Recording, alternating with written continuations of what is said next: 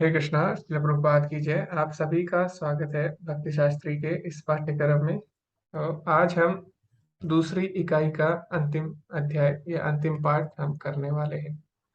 तो आज हम 10वें पाठ में पहुंच गए हैं दूसरी इकाई के, जो कि आज का इस इकाई का अंतिम पाठ है। तो इसमें आगे बढ़ने से पहले हम चर्चा करेंगे कि हमने पिछले पाठ में क्या क्या सीखा। तो आज हम 12वां अध्याय आरंभ करने जा रहे हैं। तो उससे पहले हम देखेंगे 11वें अध्याय में क्या सार निकला। तो 11वें अध्याय के अंत में हमने देखा कि अर्जुन ने भगवान को हे कृष्ण, हे यादव, हे सखी थी इत्यादि शब्दों से अर्जुन भगवान को संबोधित करते थे। लेकिन उनको बाद में वो दूसरे रस में आ जाते हैं ना। तो जैसे ही भगवान का विराट स्वरूप देखते हैं तो उन्हें आभास होता है कि भगवान न केवल मेरे परम मित्र है बल्कि अनंत कोटि ब्रह्मांड के नायक भी है। फिर बाद में भगवान को वो भगवान से प्रार्थना करते हैं कि आप मुझे बाकी रूप भी दिखाइए। और उससे हमने क्या निर्णय निकाला, उससे अर्जुन ने स्थापित किया कि जो कृष्ण का श्याम सुंदर स्वरूप है वही वास्तव में सभी स्वरूपों का मूल स्वरूप है। और हमने अनेक शास्त्रों से भी चर्चा की उसके विषय में। उसके बाद अंत में भगवान ने क्या किया, भगवान ने हमें भक्ति का एक संकेत दिया है ना, कृष्ण भावनामृत का सूत्र दिया। तो अंतिम श्लोक कौन सा था पिछले अध्याय का? मत कर्म कृतो मत परमो मत भक्ता संग वर्जिता निर्वैर सर्वभूतेषु यस मामेति पांडव। तो इस प्रकार भगवान ने अपने भक्तों के विषय में बताया। क्यों? क्योंकि अभी जो अध्याय आरंभ होने वाला है वो पूरा भक्ति योग के विषय में है। तो इसीलिए भगवान ने क्या किया, अंतिम श्लोक में हमें संकेत दे दिया।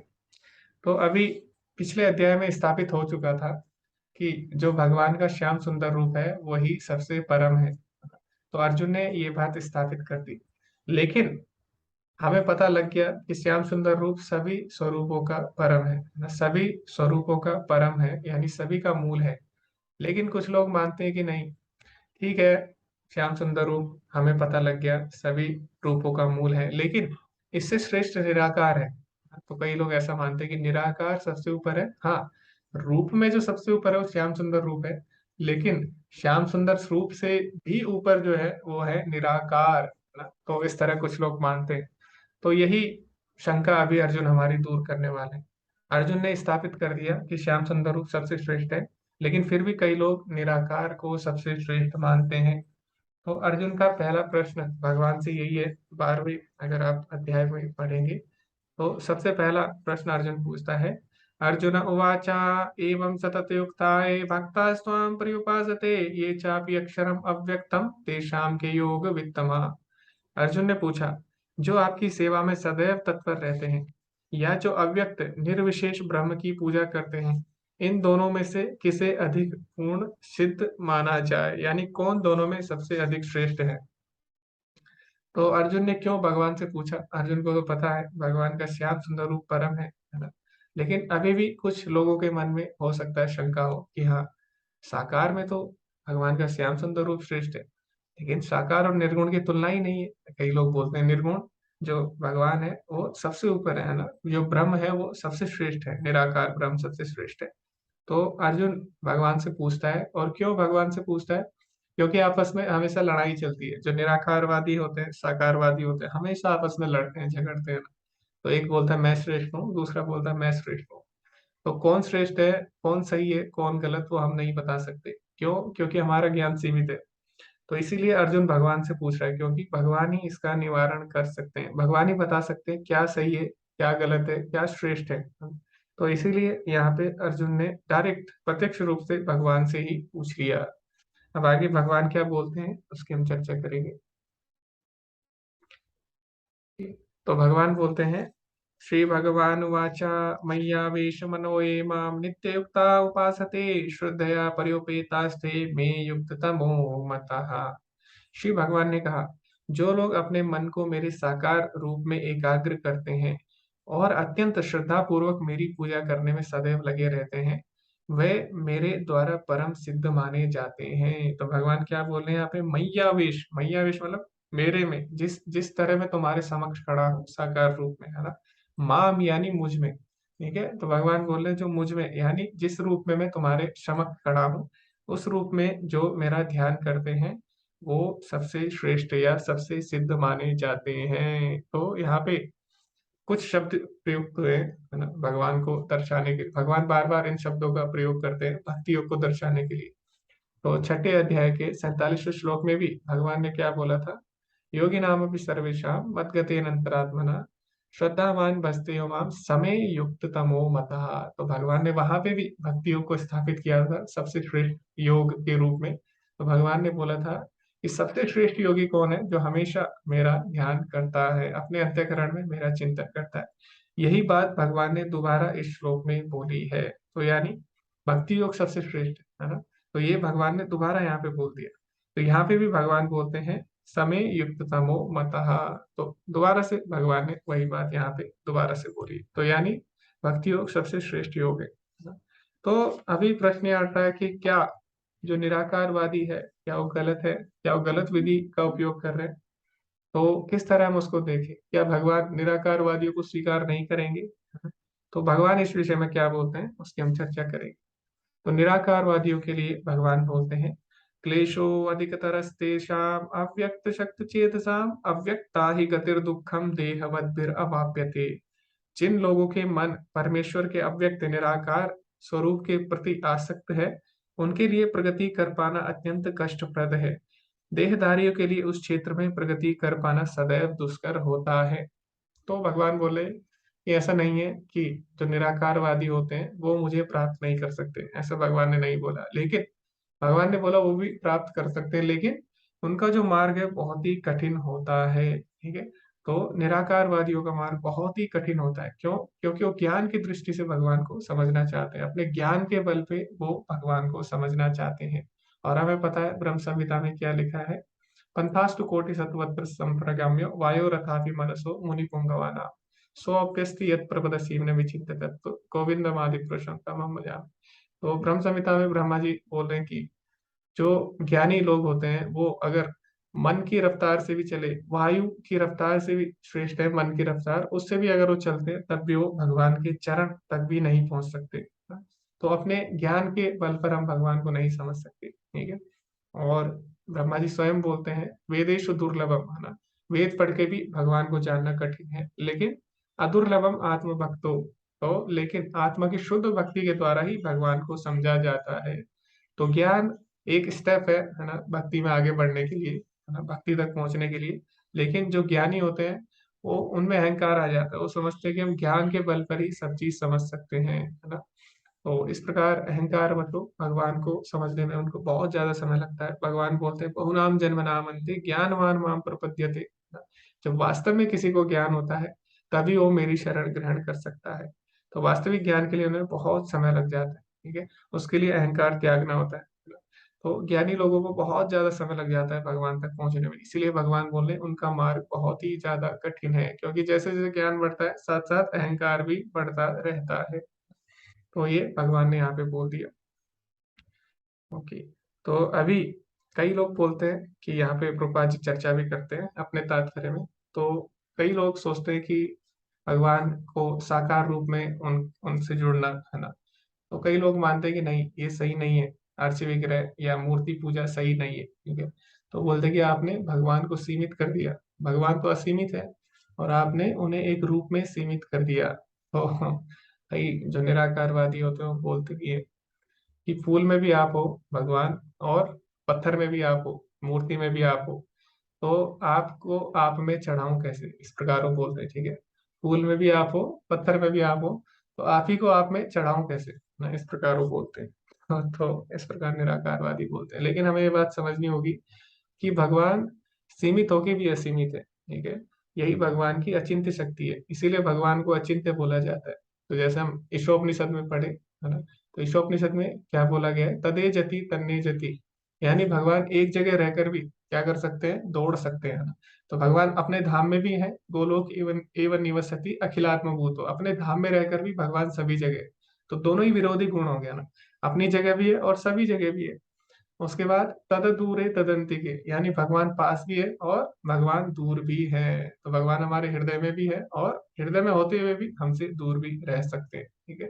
तदे जति तन्ने जति तद दूरे तदंति के तद अंतरस्य सर्वस्य तद सर्वस्य बाह्यतः, वो सबके अंदर भी है, वो बाहर भी है ना। हम बोलते भी है बाहिर नरसिंहा हृदय नरसिंहा। तो ये सारे गुण क्या बताते हैं हमें कि भगवान अचिंत्य है, भगवान दोनों एक समय हो सकते हैं, भगवान सीमित होते हुए भी असीमित हो सकते हैं। उदाहरण के लिए जैसे कि यशोदा माता जब भगवान के मुख में देखती है ना, तो उनके मुख में अनंत कोटि ब्रह्मांड दिखाई देते हैं। तो भगवान ब्रह्मांड में रह के भी, और भगवान ब्रह्मांड के अंदर होते हुए भी पूरे ब्रह्मांड उनके अंदर है ना। तो ये संभव ही नहीं है साधारण व्यक्ति के लिए। तो भगवान के लिए ऐसा संभव है, क्यों? क्योंकि भगवान अचिंत्य है, उनमें परस्पर विरोधी गुण हो सकते हैं। भगवान एक साकार रूप में सीमित रहकर भी असीमित हो सकते हैं, है ना। तो भगवान के साकार रूप सीमित है, लेकिन भगवान उसमें भी असीमित है, उसमें भी असीमित ज्ञान है, असीमित वैराग्य है, असीमित सुंदरता है ना। तो सीमित होते हुए भी भगवान असीमित रहते हैं, लेकिन निराकारवादी इसको नहीं समझ सकते। तो निराकारवादी जो बोलते हैं कि फूल में भी भगवान है और मूर्ति में भी भगवान है, तो फूल से फूल को चढ़ाऊं कैसे? तो उनको आचार्य बोलते हैं कि खाने में भी भगवान है, भोजन में भी भगवान है, और दांत में भी भगवान है, तो फिर भोजन को चबाऊं कैसे? तो आप भोजन को खा ही क्यों रहे हो फिर, है ना, सब में भगवान है। तो इस तरह उनको बोलते हैं, ठीक है। तो भगवान सब में है, लेकिन भगवान विग्रह में स्वयं प्रकट होते हैं सेवा लेने के लिए, ठीक है। तो जो विग्रह पूजा है वो प्रमाणिक विधि है, ऐसा नहीं है कि किसी ने अपने मन से बना दी, है ना। तो ऐसा नहीं है बिल्कुल भी कि विग्रह पूजा किसी ने अपने मन से बना दी। उसका भी एक प्रक्रिया होती है, उसी के अनुसार वो की जाती है ना। तो प्रभुपाद जी यहाँ पे उदाहरण देते हैं, जैसे कि लेटर होता है, लेटर। तो ऐसा नहीं है आप लेटर कहीं भी डालो, आप कूड़ेदान में डालो या बाल्टी में डालो तो लेटर पहुंच जाएगा, नहीं पहुंचेगा ना। तो लेटर अगर आपको डालना है, उसके लिए प्रमाणिक विधि है, आपको जाना पड़ेगा पोस्ट ऑफिस, वहां से आपको उस पर स्टैंप लगानी होगी, और पोस्ट ऑफिस में जब आप डालोगे तभी वो सही जगह जाएगा। इसी प्रकार विग्रह सेवा जब हम करते हैं उसके भी कुछ नियम होते हैं, ऐसे नहीं कि आप किसी भी चीज का विग्रह बना दो, है ना।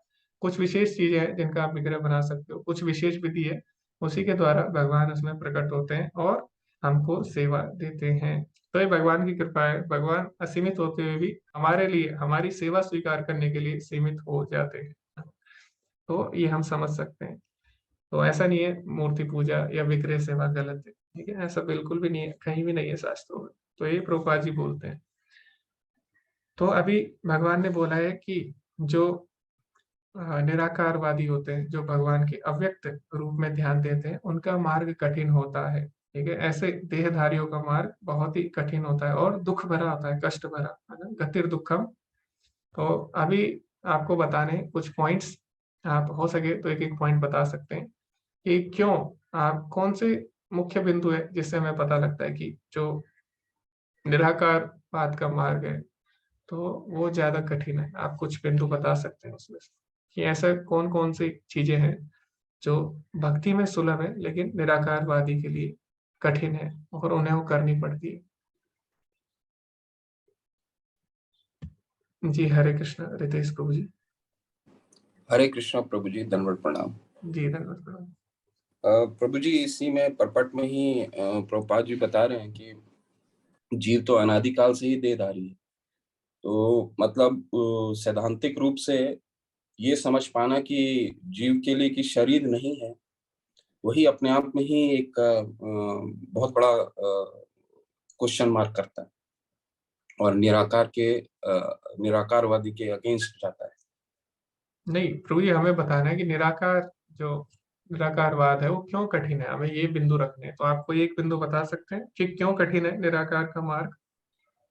वही बताने की कोशिश कर रहा हूँ प्रभु जी कि निराकारवाद मतलब कि अव्यक्त रूप को में ध्यान करना। अव्यक्त रूप का ध्यान इसीलिए मुश्किल हो सकता है कि जीव तो हमेशा से ही शरीर का ही रूप धारण किया है, अनादिकाल से शरीर का रूप धारण किया है। तो बिना शरीर के उसको बिंदु पे कंसंट्रेट करना अपने आप में ही कष्टकारी। वो उस वही वही इस परपट में बताने की कोशिश कर रहे हैं कि सैद्धांतिक रूप से समझ पाना कि वो शरीर नहीं है, वही एक बहुत कठिन बिंदु है। ओके जी प्रभु जी, धन्यवाद। तो प्रभु जी शायद बोलना चाह रहे हैं कि हम सभी शरीरधारी हैं और हम सभी क्योंकि साकार रूप में है, और आत्मा का भी साकार रूप होता है। अगर शरीर की चर्चा ना भी करें तो आत्मा का भी एक साइज होता है, जैसे कि हमने पढ़ा था दूसरे अध्याय में हमने देखा, प्रभुपाद जी अपने तात्पर्य में कोट करते हैं कि आत्मा का जो साइज होता है वो, जो बाल होती है, बाल का जो नोक होता है अगला भाग, उसके 10,000वें भाग के बराबर होता है। तो आत्मा भी साकार है ना, ऐसा नहीं कि आत्मा निराकार है। तो इसीलिए साकार, सारी चीजें साकार है जो भी हमें दिख रही है आसपास, है ना। तो इसीलिए निराकार पे ध्यान करना कठिन हो जाता है। जी हरे कृष्णा, अलका माता जी। हरे कृष्ण प्रभु जी। ये प्रक्रिया बहुत कठिन होती है, निर्विशेषवादी जो करते हैं तो उसमें वो लोग गिरने के चांसेस उनके बहुत होते हैं, तो वो लोग मतलब वहां तक पहुंच नहीं पाते, भगवान का साक्षात्कार तो वो कर ही नहीं पाते हैं। और इसके लिए मुझे ये कठिन लगता है कि वो सिर्फ एक ज्योति में ही लीन हो जाते हैं, वो सत्य को जान ही नहीं पाते हैं। ओके, जी माता जी धन्यवाद। ओके, तो जो भक्त होते हैं वो भगवान को तीनों तरीके से जानते हैं, ब्रह्मेति परमात्मेति भगवान इति शब्दते, लेकिन निराकारवादी पूरी तरह नहीं जान पाते। ओके, और इससे उनके पतन के अवसर बने रहते हैं हमेशा। जी हरे कृष्णा, पुष्कर प्रभु जी। हरे कृष्णा प्रभु जी। निराकारवादियों के लिए ये मतलब निराकार में मानूं तो मैं पूजा कैसे करूं, ये सब भक्तों के लिए सबसे बड़ी दिक्कत है। कहाँ मैं पुष्प चढ़ाऊं, कहाँ जल चढ़ाऊं, कहाँ मैं भोग लगाऊं, सबसे बड़ी मुसीबत तो ये हो जाती है। साकार रूप है तो मैं अच्छे से सेवा कर सकता हूँ और अब मेरा मन उनमें लग सकता है। जी धन्यवाद प्रभु जी। तो निराकार से भक्ति समाप्त हो जाती है और उसमें कोई भी सेवा नहीं होती, है ना, क्योंकि निराकार है, उसको आप कैसे खाना दोगे, उसका तो मुंह ही नहीं है, क्या आप उसका गुणगान करोगे, उसमें तो गुण ही नहीं है, निर्गुण है। तो इस प्रकार कठिन हो जाता है ना, कुछ होता नहीं है करने के लिए। तो फिर जो निराकारवादी होते हैं अंत में वो समाज सेवा में लग जाते हैं, ठीक है, क्योंकि निराकार की कोई सेवा नहीं है। और बिना सेवा किए इंसान मनुष्य रह ही नहीं सकता, सेवा उसके स्वभाव में है, जीवेर स्वरूप हुए कृष्ण ने नित्यदास।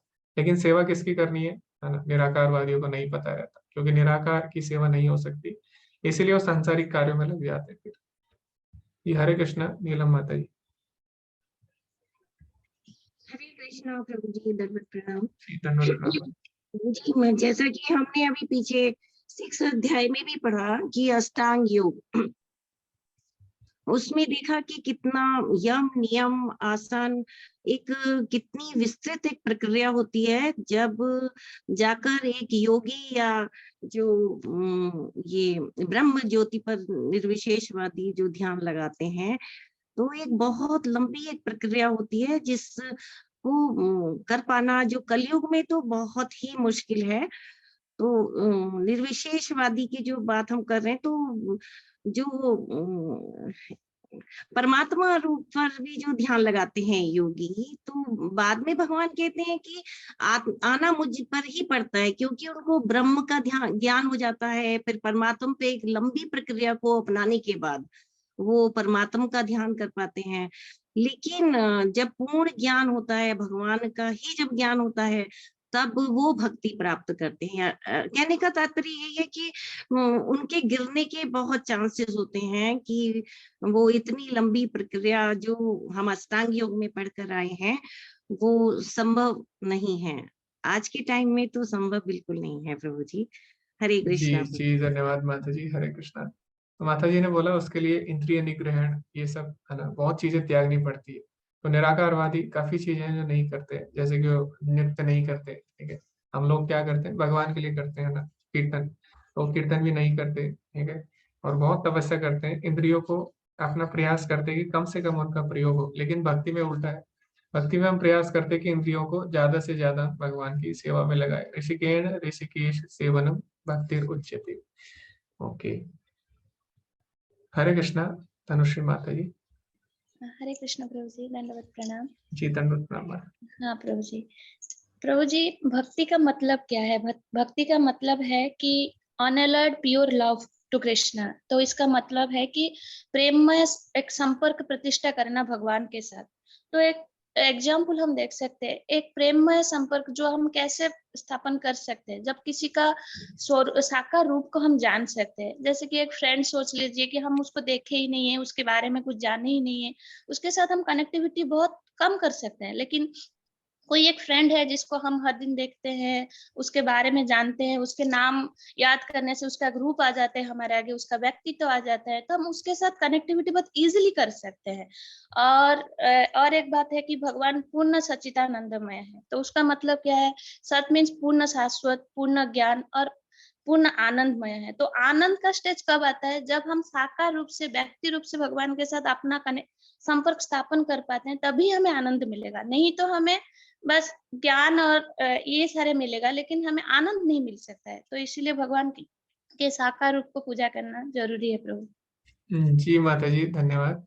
तो माता जी ने बोला कि ये नहीं बोला श्रेष्ठ है, माता जी ने बोला जरूरी है, यानी सबको करना चाहिए। बहुत ही अच्छा बोला। और यही बात प्रभुपाद जी अपने तात्पर्य में लिखते हैं कि जो ज्ञानी लोग होते हैं वो केवल शाश्वत और ज्ञेय यानी सत और चित्त तक अनुभव कर सकते हैं, लेकिन आनंद नहीं मिल पाता। क्यों? क्योंकि आनंद तब तक नहीं मिलेगा जब तक रेसिप्रोकेशन नहीं होगा, यानी जब तक आप सेवा नहीं करेंगे, सेवा का आदान प्रदान नहीं होता, भाव का आदान प्रदान नहीं होगा, तब तक प्रेम नहीं होता है ना। तो प्रेम में हमें आदान प्रदान चाहिए होता है, और निराकार के साथ आदान प्रदान नहीं हो सकता। तो इसीलिए उनमें प्रेम उत्पन्न नहीं हो सकता भगवान के लिए, है ना। तो इसीलिए निराकारवादी काफी रूखे सूखे होते हैं।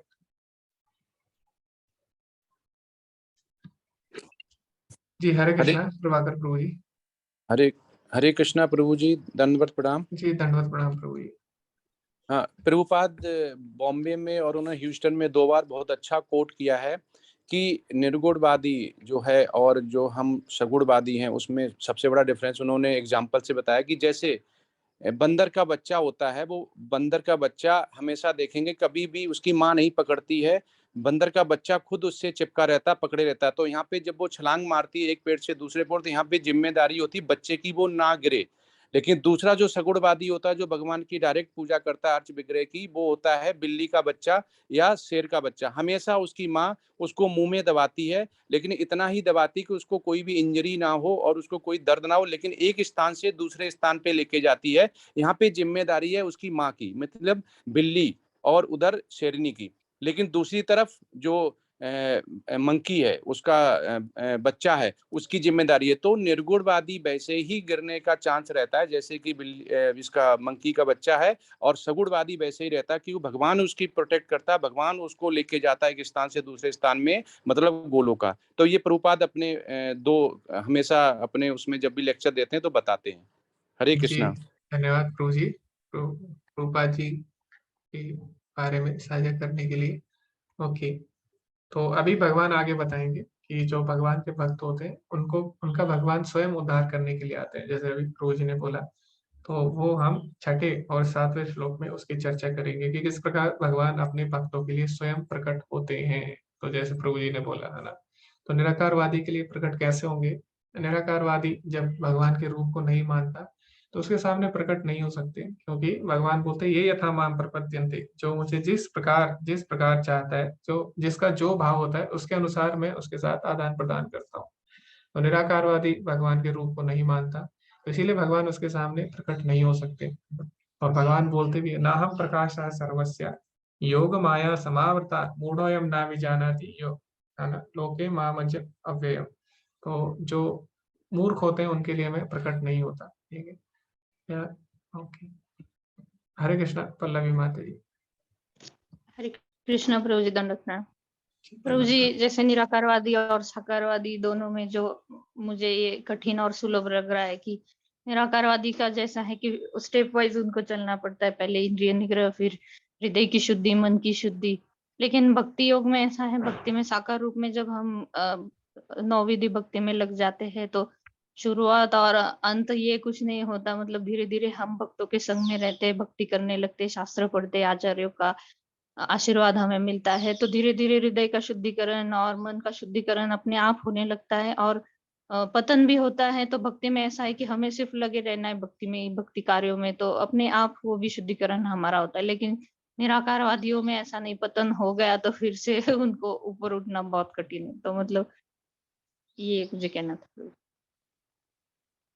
जी माता जी धन्यवाद। ओके, तो निराकारवादी के पतन का हमेशा अवसर बने रहते हैं। जी माता जी, तो एक बहुत ही कुछ चीजें हैं जो हमने छोड़ दी हैं, कृपा जी ने जो अपने तात्पर्य में दिए। तो प्रभुपाद जी एक और चीज बताते हैं कि निराकारवादी जो होते हैं, है ना, उन्हें ज्ञान में ज्यादा रुचि होती है। तो लोग क्या करते हैं, उसके लिए वो भाषा सीखते हैं, अनेक भाषाएं सीखते हैं, और जैसे कि संस्कृत सीखते हैं, और उसके लिए बहुत ही समय लग जाता है उनका, ठीक है। और अंत में सब कुछ सीखने के बाद भी वो क्या करते हैं, गलत निर्णय निकाल लेते हैं ना। संस्कृत सीखने के बाद भी, वेद पढ़ने के बाद भी उनका कंक्लूजन क्या आता है कि भगवान निराकार है ना, और जगत मिथ्या है। इस प्रकार के वो कंक्लूजन, इस प्रकार के निर्णय पर पहुंच जाते हैं। तो इसीलिए भगवान बोलते हैं, इसीलिए ब्रह्मा जी बोलते हैं वेदेषु दुर्लभम, वेदों के द्वारा मुझे जानना बहुत ही कठिन है। तो निराकारवादी सारे वेद पढ़ लेते हैं और ज्ञान योग में ज्यादा उनकी रुचि होती है। लेकिन रूप गोस्वामी बताते हैं भक्ति रसामृत सिंधु में कि जो भक्ति योग है ज्ञान से कई ज्यादा श्रेष्ठ है ना। तो उसमें बोला गया है कि ज्ञान कर्म अनावृतम, है ना। तो जो शुद्ध भक्ति होती है वो ज्ञान और कर्म से आच्छादित नहीं रहती, ठीक है। अनावृतम मतलब ढकी नहीं रहती। तो जो ज्ञान से भगवान को समझना चाहते हैं उनके लिए बहुत ही कठिन रहता है, उनको सारे वेद पढ़ने पड़ते हैं, भाषा सीखनी पड़ती है, जो कि सबके लिए संभव नहीं है ना। आप सभी के लिए, हमारे लिए संभव नहीं है। दूसरा जो मुख्य बिंदु है वो क्या है, यहाँ पे भगवान बोले हैं देह वद्भिर अवाप्यते, यानी देहधारियों के लिए इसमें प्रगति कर पाना बहुत ही कठिन है। तो भगवान ने ये नहीं बोला मनुष्यों के लिए, भगवान इसमें बोले देहधारी। देहधारी यानी सारे जीव, चाहे पशु हो, वृक्ष हो, और चाहे पक्षी हो, है ना, चाहे कीट हो, और चाहे मनुष्य हो, सब देहधारी होते हैं। तो देहधारी कभी भी निराकार के माध्यम से आगे नहीं बढ़ सकते। ठीक है, मनुष्य कुछ देर ध्यान कर लेगा निराकार का, है ना, चिंतन कर लेगा। चिंतन कैसे करेगा पता नहीं, ध्यान कैसे करेगा, लेकिन कुछ लोग करते हैं। तो ठीक है, वो कर सकते हैं, लेकिन पशु पक्षी पौधे कीट ये सब कैसे आगे बढ़ेंगे, ये सब कैसे भगवान से जुड़ सकते हैं, और निराकार से तो बिल्कुल नहीं जुड़ सकते। तो भक्ति में हम इनको भी लगा सकते हैं। आपने देखा होगा मायापुर में हाथी है, वो क्या करते हैं, भगवान की सेवा करते हैं ना। तो भक्ति में हम सबको लगा सकते हैं, पेड़ को लगा सकते हैं, पेड़ से हम फल लेके भगवान को अर्पित कर सकते हैं ना। तो पेड़ भी भक्ति में जुड़ सकता है, ठीक है। चींटी भी भक्ति में जुड़ सकती है, उसको हम प्रसाद खिला सकते हैं ना। तो भक्ति योग में सारे देहधारियों का कल्याण हो जाता है, लेकिन निराकार में हो सकता है किसी मनुष्य का उद्धार हो जाए निराकार के मार्ग से बहुत बहुत जन्म जन्मों के बाद, लेकिन जो बाकी देहधारी है उनके लिए कठिन हो जाएगा, ठीक है। लेकिन भक्ति योग में ऐसा नहीं है, भक्ति योग में आप सबको जोड़ सकते हो ना, जानवर हो, पेड़ हो, कुछ भी हो, आप सबको भक्ति योग से जोड़ सकते हो। तो ये दोनों में मुख्य अंतर है। तो चैतन्य महाप्रभु ने क्या किया था, जब वो झारखंड के वन से जा रहे थे जगन्नाथपुरी, तो उन्होंने उस समय क्या किया था, सारे जो जानवर थे उनसे भी उन्होंने हरे कृष्णा मंत्र का उच्चारण करवा दिया था। तो ये भक्ति योग की विशेषता है, सभी उससे जुड़ सकते हैं।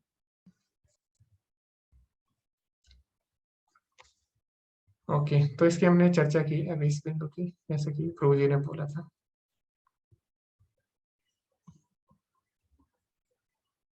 तो प्रभुपाद जी लिखते हैं, यह अर्च विग्रह सर्वोच्च भगवान का अवतार है। भगवान उस रूप में सेवा स्वीकार करेंगे। प्रभु सर्वशक्तिमान है, इसलिए अर्च विग्रह के रूप में उनके अवतार द्वारा वे भक्त की सेवा को स्वीकार कर सकते हैं, बस इसे बद्ध जीवन में मनुष्य के लिए सुविधाजनक बनाने के लिए। तो भगवान अर्च विग्रह में प्रकट होते हैं हमारे लिए, है ना। तो ये भगवान की कृपा है, लेकिन कई लोग इसमें भी प्रश्न उठाते हैं, तो भगवान की कृपा को नहीं समझ पाते, ठीक है। तो भगवान सब कुछ कर सकते हैं, तो भगवान एक जड़ वस्तु में प्राण भी डाल सकते हैं, ठीक है। तो भगवान सर्वशक्तिमान है। अगर हम ये मानते हैं कि भगवान केवल निराकार है, तो क्या हो गया, उससे भगवान सीमित रह जाते हैं ना। तो अगर हम बोले केवल भगवान निराकार है, तो वो भगवान पे सीमा लगा देता है, यानी फिर वो भगवान नहीं रहे। अगर हम उन पे सीमा लगा दें तो भगवान कैसे हो सकते हैं। तो भगवान असीमित है, साकार भी है, निराकार भी है। भगवान स्त्री भी है, पुरुष भी है, ठीक है। भगवान अपने धाम में भी है, सभी जगह भी है। तो भगवान में सारे दोनों गुण हो सकते हैं एक साथ, ठीक है। भगवान की कोई भी सीमा नहीं है। तो निराकार जब हम बोलते हैं भगवान को केवल, तो एक तरह से हम उनको सीमित कर रहे हैं। जैसे निराकारवादी बोलते हैं कि तुम साकार बोलकर भगवान को सीमित कर रहे हो, ऐसा नहीं है।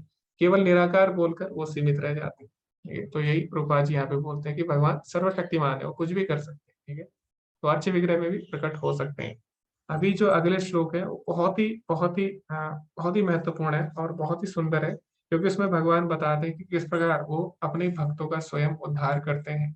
तो अभी हमें क्या करना है, अभी हमें चर्चा करनी है ग्रुप में, और हमें इन श्लोकों को पढ़ना है और हमें इनकी चर्चा करनी है कि क्या इसमें महत्वपूर्ण बिंदु है। तो 2 श्लोक है, 6वां और 7वां श्लोक। तो अभी 6:30 हो चुके हैं, तो 10 मिनट में हम मिल सकते हैं और इन बिंदुओं पर चर्चा कर सकते हैं।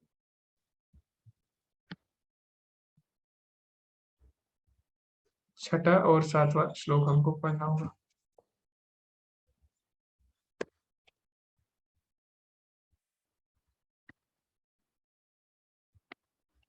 जी हरे कृष्णा, आप ज्वाइन कर सकते हैं।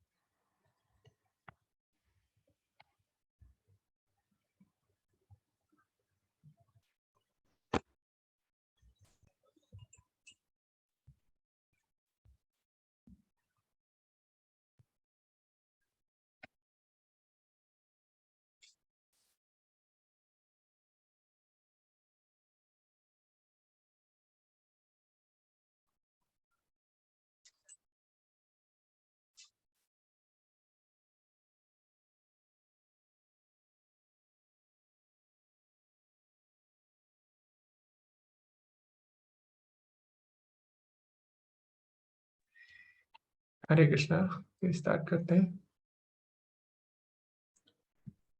जी हरे कृष्णा, रितेश प्रभु जी। हरे कृष्ण प्रभु जी, धन्यवाद, प्रणाम। जी धन्यवाद। हमारा तीसरा ग्रुप था प्रभु जी, जिसमें अरविंद प्रभु जी, आरती माता जी थी, वनाली माता जी थी और वर्षा माता जी थी। और मुख्यतः 5 बिंदु निकल के आए हैं, 4 से 5 बिंदु निकल के आए हैं। सबसे पहला तो ये है, प्रभु जी की प्रभुपाद जी इस परपट में बताते हैं कि जीव का जो स्वाभाविक स्थिति है वो सेवा करना है। तो या तो वो भगवान की सेवा करे, अगर ये भगवान की सेवा नहीं करता है तो फिर उसे माया की सेवा करनी पड़ेगी। तो पहला पॉइंट तो ये निकल के आया। तो इसीलिए जीव की सेवा, भगवान की सेवा सर्वोपरि। दूसरा पॉइंट ये निकल के आता है प्रभु जी की मन को, दूसरे पैराग्राफ में आता है कि मन को एकाग्र करना है। और मन को एकाग्र कैसे करना है कि वो मन को इस तरह कर्म करना है कि वो सारा कर्म जो है भगवान की प्रसन्नता के लिए ही हो। तो ये दूसरा पॉइंट निकल के आता है। और ये मनुष्य कैसे कर सकता है कि भगवान का निरंतर चिंतन और मंथन और हरे नाम, भगवान का नाम लेकर के ये कर सकता है। तीसरा जो पॉइंट निकल के आता है कि प्रभु जी की जो सुधाकर प्रभु जी अभी उदाहरण दिए थे कि बंदर के बच्चा और बिल्ली के बच्चे का, कि भगवान खुद ही उद्धार करते हैं भक्तों का। और अगर माया में है तो फिर उसको वो मार्ग स्वयं चुनना पड़ता है। वो स्वयं चुन करके फिर वो भगवान के मार्ग पे जाता है। किंतु जो भक्ति में भगवान स्वयं उसको उद्धार करते हैं। और उदाहरण के रूप में हम लोग गजेंद्र और मगर का भी उदाहरण ले सकते हैं। जब भगवान ने गजेंद्र को उठाया था। और अंत में ये पॉइंट निकल के आता है, पूरा सारांश में ये निकल के आता है प्रभु जी की, भगवान की भक्ति में जो लीन रहते हैं वो सारे लक्ष्य को स्वतः ही प्राप्त कर लेते हैं। बाकी जो चिंतन या मंथन या अनुष्ठान और यज्ञ या दान पुण्य, पहले भी हमने ये पढ़ा है 6ठे अध्याय में भी, दान पुण्य से जो फल प्राप्त होते हैं वो भक्ति में स्वतः ही भगवान के नाम चिंतन से ही प्राप्त हो जाता है। तो ये मुख्यतः बिंदु निकल के आता है प्रभु जी। हरे कृष्ण। जी प्रभु जी धन्यवाद, बहुत ही सुंदर आपने बिंदु रखे। मुख्य बिंदु कुछ इस प्रकार हैं कि सेवा हमें करनी होती है। भगवान यहाँ पे बोल रहे ये तो सर्वाणी कर्माणी, यानी जो मेरे लिए कर्म करता है तो सेवा हमें करनी है। चाहे कोई किसी भी करे, चाहे कोई अपने परिवार की सेवा करे या कोई ऑफिस में अपने बॉस की सेवा करे, तो सेवा किसी ना किसी की हमें करनी पड़ती है। प्रकृति द्वारा हम बातें किए जाते हैं सेवा करने के लिए, या हमारी प्रकृति ऐसी है कि हमें सेवा करनी पड़ती है। तो भगवान की सेवा नहीं करता, वो माया की सेवा करता है। तो एक तरह से वो भगवान की सेवा कर रहा है अगर माया की सेवा कर रहा है ना।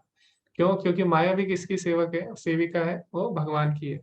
कोई माया की सेवा करता है तब भी वो भगवान की सेवा करता है। लेकिन दोनों में अंतर क्या है?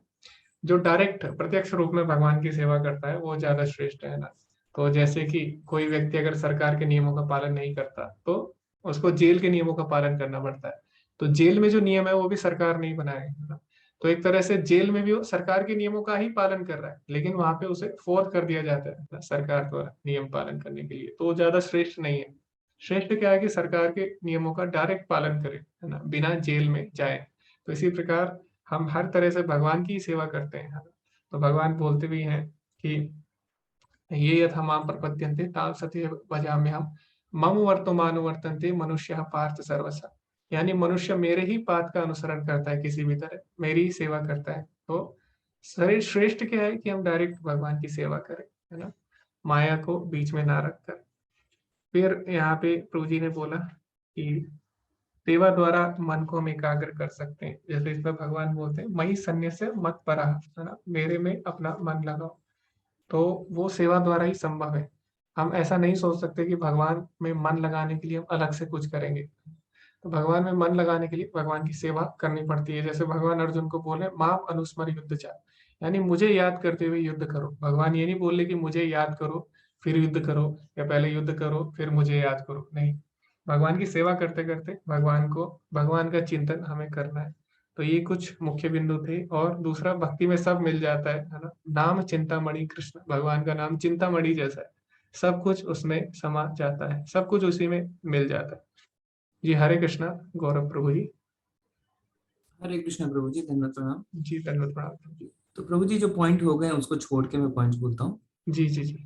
हाँ, तो इसमें अनन्य भक्ति का जो पॉइंट आया है कि केवल भक्ति जो है उसी से भगवान को जाना जा सकता है और दूसरे तरीके से हम भगवान को नहीं जान सकते। फिर इसमें एक पॉइंट है कि भगवान कहते हैं मैं वचन देता हूँ, तो यहाँ पे भगवान वचन दे रहे हैं कि मैं शुद्ध भक्त को तुरंत भवसागर से निकाल देता हूँ और खुद निकालते हैं। बाकी जो योगाभ्यास में रहते हैं उसमें रूपाली लिखते हैं कि वो अपनी इच्छा से इधर से उधर लोक में जाते रहते हैं, पर यहाँ पे भगवान हमारा भार उठाते हैं। फिर यहाँ पे बहुत ही सुंदर दो उदाहरण भी देते हैं प्रभुपाद जी, जैसे माता पिता द्वारा बालक रक्षित होता रहता है और कोई भी कुशल तैराक क्यों ना हो, समुद्र में फेंके जाने पे उसे अपने आप निकलना वहां से असंभव सा रहता है। उसे किसी की मदद चाहिए रहती है। तो प्रभुपाद जी लिखते हैं कि किस तरीके से भगवान अपने गरुड़ पे सवार होकर आते हैं और भवसागर से हमें निकालते हैं। फिर एक पॉइंट आता है कि केवल भगवान के नाम से ही हम सरलता से और सुखपूर्वक हम जो है परम धाम को पहुंच सकते हैं। तो इसमें कंक्लूजन में जो प्रभुपाद जी ने बहुत ही अच्छा पॉइंट बताया कि हमें अपने गत जीवन, पुराने जीवन के पाप कर्मों के विचार करने की कोई आवश्यकता नहीं, क्योंकि कई लोग सोचते हैं हमारे पुराने जन्म के कर्मों के कारण हमारे साथ ऐसा हो रहा है। और साथ में ये भी बताते हैं कि व्यर्थ ही हमें अपने आध्यात्मिक अनुभूति में अपने उद्धार का प्रयत्न भी नहीं करना चाहिए। हमें सिर्फ एक ही चीज करनी चाहिए, हमें भगवान की शरणागति लेनी चाहिए उससे, और फिर सारा भार जो है भगवान खुद ही उठा लेते हैं। तो हमें अन्य चीजों की चिंता करने की बिल्कुल भी आवश्यकता नहीं है। जी प्रभु जी। जी धन्यवाद प्रभु जी। बहुत ही सुंदर सुंदर बिंदु आपने रखे कि भगवान स्वयं किस प्रकार भक्तों का उद्धार करते हैं। बालक का उदाहरण दिया, जैसे बच्चा होता है, जब माता पिता उसकी उंगली पकड़ते हैं तो बच्चा निर्भय होकर चलता है, किसी से डरता नहीं है। तो सड़क पे भी अगर माता पिता उसके साथ हैं तो बिल्कुल भी घबराता नहीं है। तो इसी प्रकार भक्तों का हाथ भगवान स्वयं पकड़ते हैं, ठीक है, उनका उद्धार करते हैं मृत्यु संसार से। इसमें भगवान बोलते हैं ना, मृत्यु संसार सागरात। और फिर आपने बोला कि हमें अपने उद्धार, जैसे जो बाकी जो योगी होते हैं, अष्टांग योगी या ध्यान योगी या कर्म योगी, ज्ञान योगी, ये क्या होते हैं ये कुछ ना कुछ स्वार्थ इनमें रहता है ना, मुक्ति की इच्छा रहती है इनमें। तो लेकिन भगवान का भक्त कभी भी मुक्ति नहीं चाहता, उसे कोई भी परिस्थिति हो वो अपने उद्धार के बारे में बिल्कुल भी नहीं सोचता, वो हमेशा भगवान के बारे में सोचता है, ठीक है। तो इसीलिए चैतन्य चरितामृत में बोला गया है, मुक्ति मुक्ति सिद्धि कामी सकल असत कृष्ण भक्त निष्काम अथैव संत। यानी भोग, भुक्ति यानी भोग, मुक्ति और सिद्धि, इन तीनों के कामी यानी इच्छुक होते हैं वो सही नहीं है। उनसे श्रेष्ठ कौन है? कृष्ण भक्त निष्काम अतएव सत। तो कृष्ण भक्त उनसे ज्यादा श्रेष्ठ है, क्योंकि उसके अंदर मुक्ति की भी इच्छा नहीं है, मुक्ति को भी त्याग देता है ना। मम जन्मनी जन्मनीश्वरे भक्तिर अहेतु की तवै। जैसे कि चैतन्य महाप्रभु बोलते हैं कि जन्म जन्म मुझे केवल भक्ति ही मिले। तो ये नहीं बोलते कि मुझे जन्म ही ना मिले, मैं मुक्त हो जाऊं। तो बाकी लोग सोचते हैं हम मुक्त हो जाए, लेकिन भक्त बोलता नहीं, आप हमें भले ही जन्म दो, बार बार जन्म जन्मांतर, लेकिन साथ में भक्ति भी दो। और भक्त इतना श्रेष्ठ होता है, इतना श्रेष्ठ होता है कि वो क्या करता है, वो बोलता है कि भगवान मेरा उद्धार करे ना करे, लेकिन फिर भी मैं उनकी भक्ति करूंगा। चैतन्य महाप्रभु क्या बोलते हैं, आश्लिष सेवा पात्रताम पिनष्टु माम अदर्शनार मर्महताम करो तो यथा तथा वेद धातु लंपटो मत प्राणनाथस्तु स एव ना पर। यानी हे भगवान, आप भले ही मुझे लात मार दे, भले ही आप मुझे ठोकर मार दे, है ना, आश्लिष सेवा पात्रताम पिनष्टु माम अदर्शनान, भले ही आप मुझे दर्शन ना दो, लेकिन मुझे आपकी भक्ति करनी है, चाहे कुछ भी हो जाए, चाहे आप मेरे से रूठ ही क्यों ना जाओ, लेकिन फिर भी मैं आपकी भक्ति करता रहूंगा। तो इस प्रकार एक भक्त सोचता है। हरे कृष्णा जी, पुष्कर प्रभु जी। हरे कृष्णा प्रभु जी, दंडवत प्रणाम। जी दंडवत मोस्टली प्रणाम। सारे पॉइंट कवर हो गए बहुत ही सुंदर तरीके से। तो सार केवल यही है कि हम सबको अनन्य भक्ति में लगना है, जैसे कि नरोत्तम दास ठाकुर जी, प्रभुपाद जी, ऐसे भक्त हुए हैं जिनकी शरण में हम हैं। तो कुल मिला के भगवान ये कह रहे हैं कि सब कुछ तुम्हें भक्ति से मिल जाएगा, और भक्तों को जैसा आपने भी अभी एक्सप्लेन किया था कि इसमें सबको ही लगा सकते हैं, भले ही वो वृक्ष हो या पशु हो। गजेंद्र का उदाहरण भी अभी आ गया अच्छे से। तो कुल मिला के सार यही है, सर्वधर्मान परित्यज्य माम एकं शरणं व्रज अहं त्वं सर्वपापेभ्यो मोक्षयिष्यामि मा शुचि। जी जी जी जी, धन्यवाद प्रभु जी, आपने कंक्लूड किया बहुत ही सुंदर श्लोक से। प्रभुपाद जी ने तात्पर्य में भी ये श्लोक कोट किया जी। तो अभी हम आगे चर्चा बढ़ाते हैं।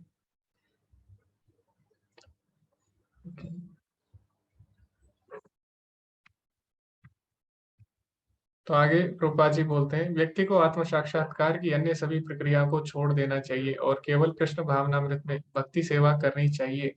यह व्यक्ति को जीवन की उच्चतम पूर्णता तक पहुंचाने में सक्षम बनाता है। इसलिए व्यक्ति को आध्यात्मिक अनुभूति में स्वयं को देने का व्यर्थ प्रयास नहीं करना चाहिए।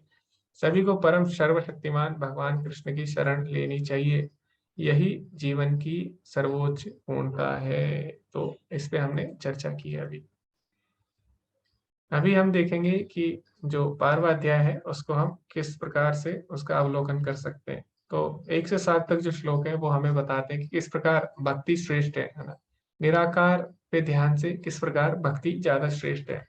उसके बाद अभी जो हम श्लोक पढ़ने वाले हैं उसमें हम देखेंगे कि भक्ति के अलग अलग स्टेप क्या है, अलग अलग स्तर क्या है भक्ति तक पहुंचने के। तो अभी भगवान ने बता दिया कि भगवान के जो भक्त होते हैं हमेशा उनका चिंतन करते हैं, लेकिन सबके लिए भगवान का निरंतर चिंतन कर पाना संभव नहीं है। इसीलिए भगवान ने अलग अलग स्तर बताए हैं भगवान के चिंतन तक पहुंचने के लिए। फिर अंत में जो श्लोक है अंतिम भाग में, उनमें हम चर्चा करेंगे कि कौन से गुण हैं जो भक्त के अंदर होते हैं जो कृष्ण को प्रिय होते हैं, उसकी भी हम चर्चा करेंगे। तो जैसे कि अभी हमने चर्चा की, भगवान और भगवान के नाम में कोई भी अंतर नहीं है, ये रूपा जी लिखते हैं, है ना, आगे। तो आगे जो भक्ति के स्तर है उसमें क्या क्या स्तर है उसकी हम चर्चा करेंगे। तो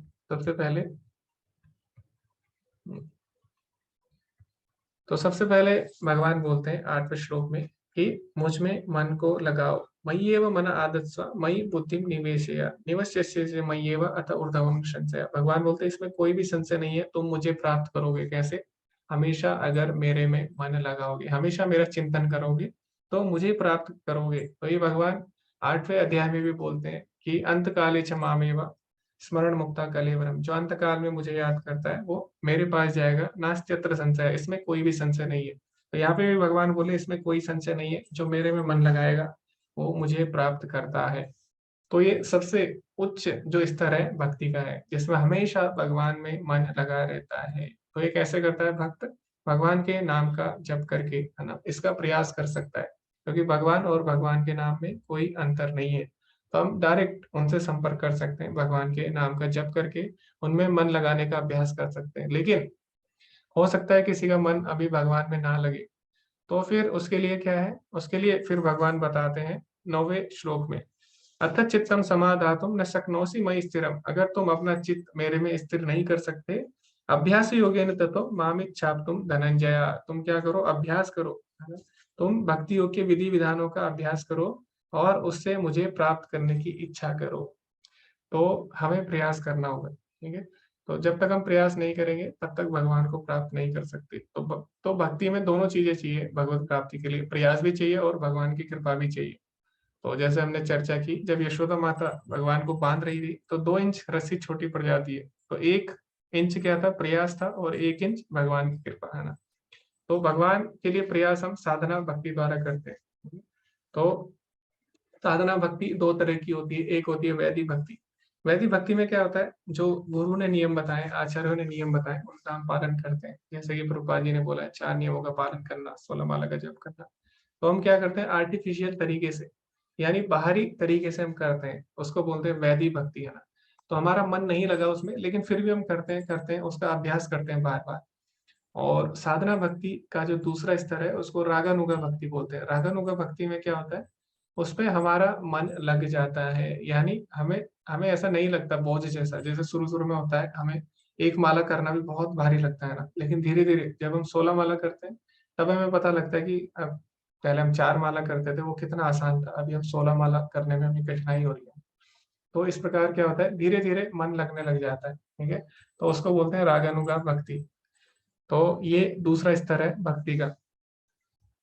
तो अभी इसके बाद कई लोग हो सकते हैं जो कि इसका भी अभ्यास नहीं कर सकते, है ना? जिनके लिए बहुत ही कठिन है, कुछ पुरानी आदतें होती हैं जिसके कारण वो अभ्यास नहीं कर पाते। तो भगवान बोलते हैं ऐसे लोगों को क्या करना चाहिए?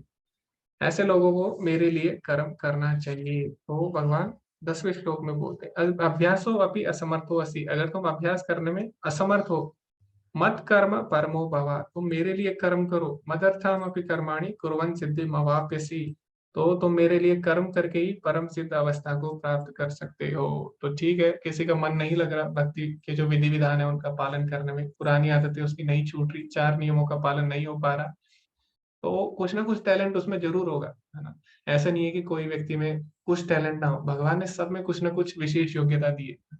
और भगवान बोलते हैं कि तो शब्दाक है पुरुषम निष्ठु, तो पुरुषों में जो सामर्थ्य है, व्यक्तियों में जो सामर्थ्य है वो मैं हूँ। तो भगवान ने किसी न किसी में कोई न कोई विशेष योग्यता ज़रूर दी है, टैलेंट, है ना? तो भगवान बोले ठीक है, तुमसे अगर विधि विधानों का पालन नहीं होता, तो तुम्हारे अंदर जो भी टैलेंट है, योग्यता है, उसको मेरी सेवा में लगाओ, मेरे लिए कर्म करो, है ना? इस प्रकार क्या होगा, इस प्रकार एक दिन अगर तुम मेरे लिए कर्म करोगे, तो धीरे-धीरे तुम भक्ति के नियमों का पालन भी कर पाओगे, ठीक है? तो ये भगवान ने बोल दिया।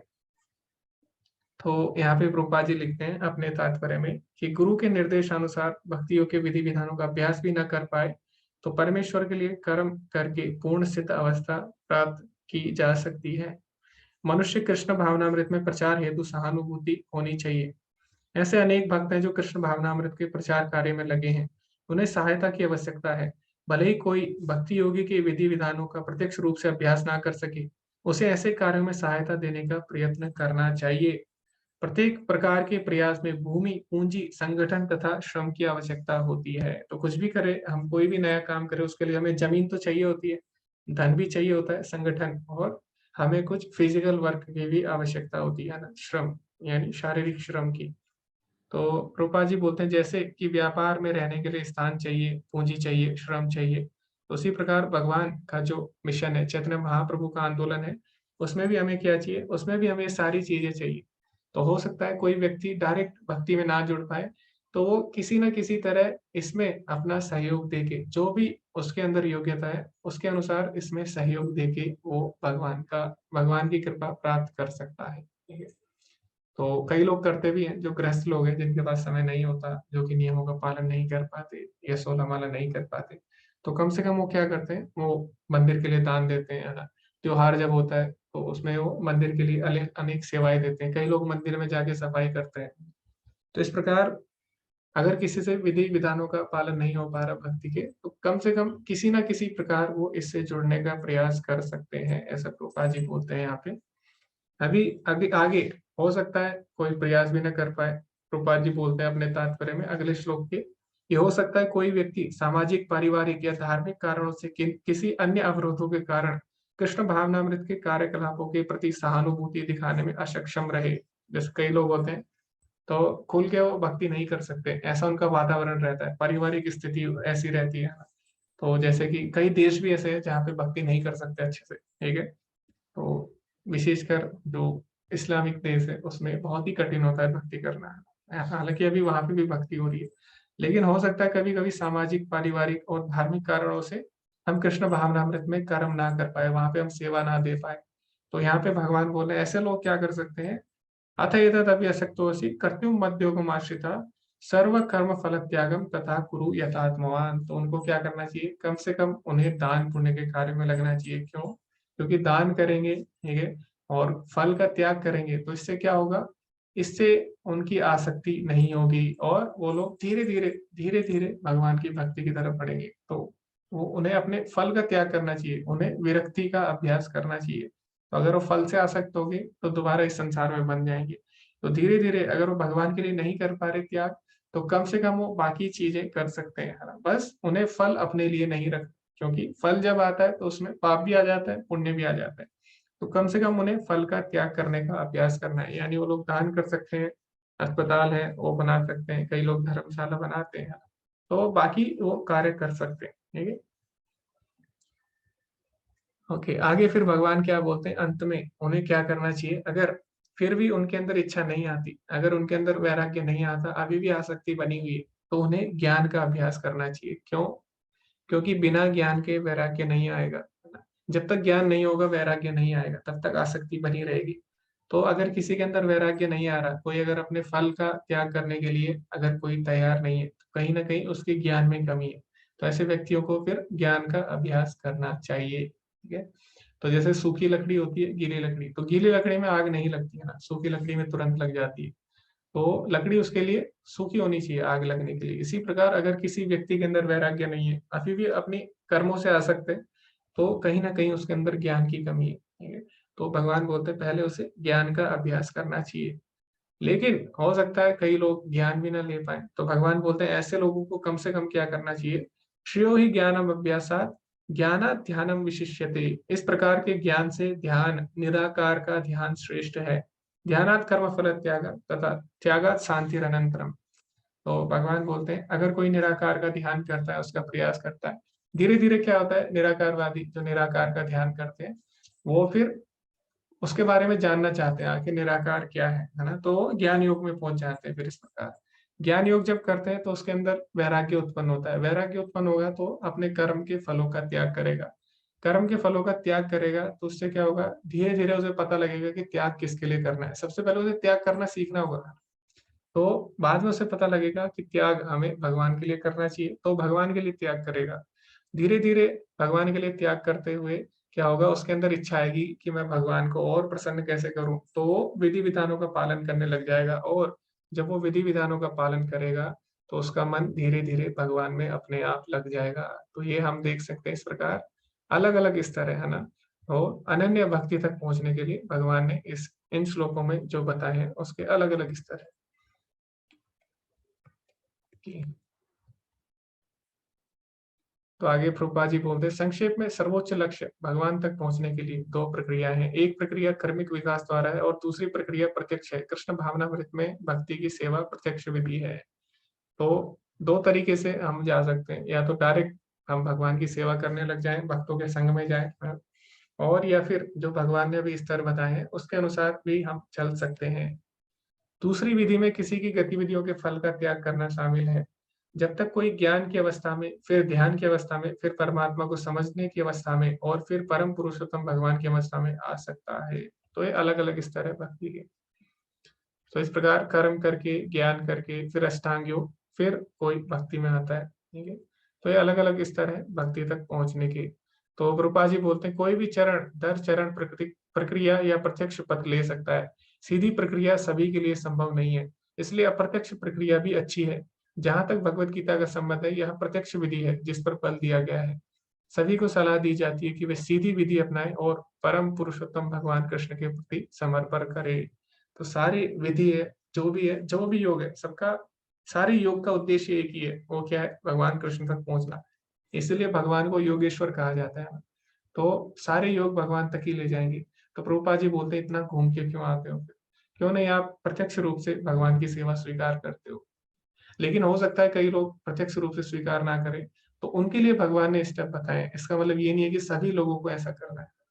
तो सिर्फ लिफ्ट भी है, सीढ़ी भी है। कई लोगों को सीढ़ी से चलना पसंद है, कई लोग लिफ्ट से डायरेक्ट जा सकते हैं ना। तो दोनों को एक ही जगह पहुंचना है, लेकिन जो लिफ्ट में जाएगा वो जल्दी पहुंच जाएगा। तो भगवत गीता और जो भक्तों का संग है वो लिफ्ट की तरह है, उससे हम जल्दी भगवान की प्राप्ति कर सकते हैं। तो ये यहाँ पे प्रभुपाद जी बोलते हैं। तो अभी आपको क्या करना है, अभी जो आगे के श्लोक हैं, जो 13 से लेके आगे तक 23 श्लोक है इस अध्याय के, अंतिम श्लोक 20वें तक, उसमें भगवान ने कुछ गुण बताए हैं विशेष गुण कि भक्तों के अंदर जो होने चाहिए। तो अभी 10 मिनट का समय हम लेंगे, तो आप इन गुणों में से आप देख सकते हैं कि कौन सा गुण है जो आपको चुनौती लगता है, और उस गुण के विषय में आप पढ़ सकते हैं प्रभुपाद जी के तात्पर्य में, और उसमें आप बता सकते हैं, सबके साथ साझा कर सकते हैं कि क्यों आपके लिए वो गुण चुनौतीपूर्ण है और किस तरह आप उसको हल करेंगे, उस चुनौती को हल करेंगे। तो आपको ये अलग अलग गुण पढ़ने यहाँ पे भगवान ने बताए उनके भक्तों के अंदर। तो आपको बताना है कि कौन सा गुण अभी आपको डेवलप करना है, कौन सा गुण अभी आपको चुनौतीपूर्ण लगता है। तो इसके लिए 10 मिनट है, सबको इंडिविजुअली बताना होगा, इसके लिए कोई ग्रुप नहीं बनेगा। ओके, तो अभी 7:05 है और अभी आप बता सकते हैं पढ़ के। 10 मिनट है हमारे पास, आप चर्चा कर सकते, आप अपने आप से पूछिए, अपने आप देखिए आपको कौन सा गुण लगता है जो आपको डेवलप करना है। तो 10 मिनट का अभी हम ब्रेक लेंगे। तो अभी 7:05 हो गया, अभी हम 7:15 पे देखते हैं। हरे कृष्णा।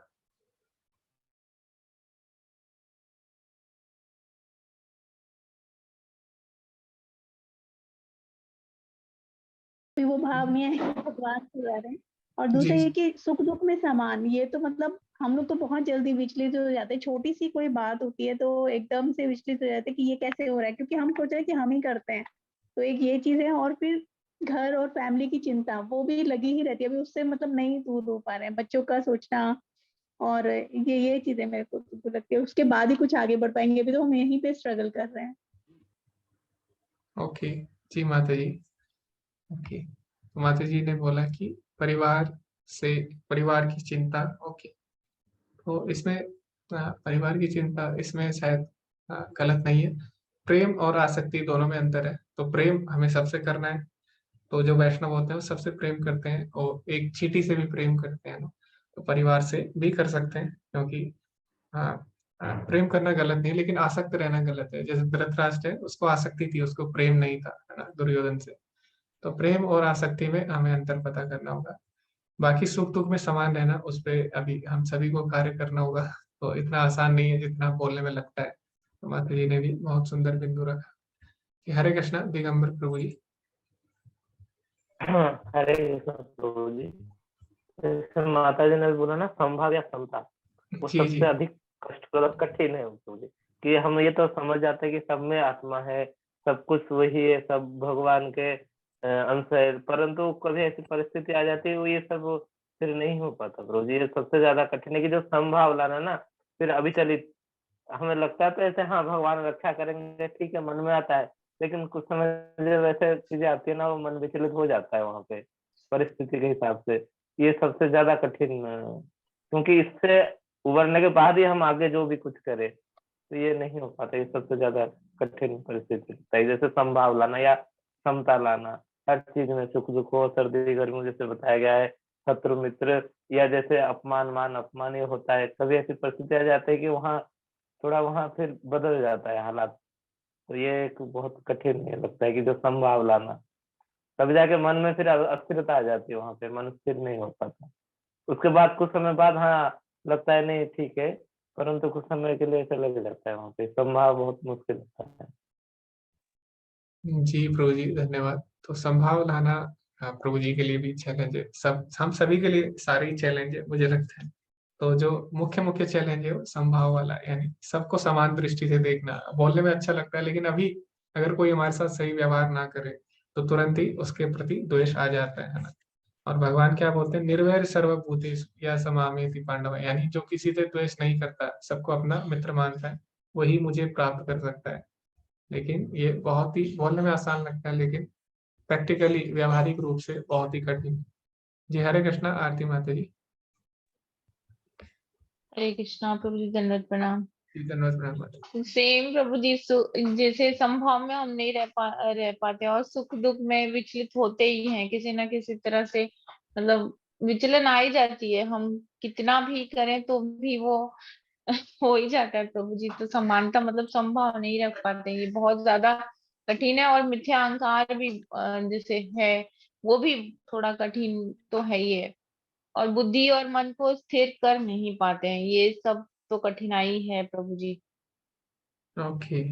जी माता जी, तो माता जी ने भी वही बिंदु रखा संभाव वाला। तो बहुत ही कठिन है समता लाना, चीजों को समान दृष्टि से देखना। जैसे कि भगवान ने बोला है, विद्या विनय संपन्ने ब्राह्मणे कवि हस्तिनी।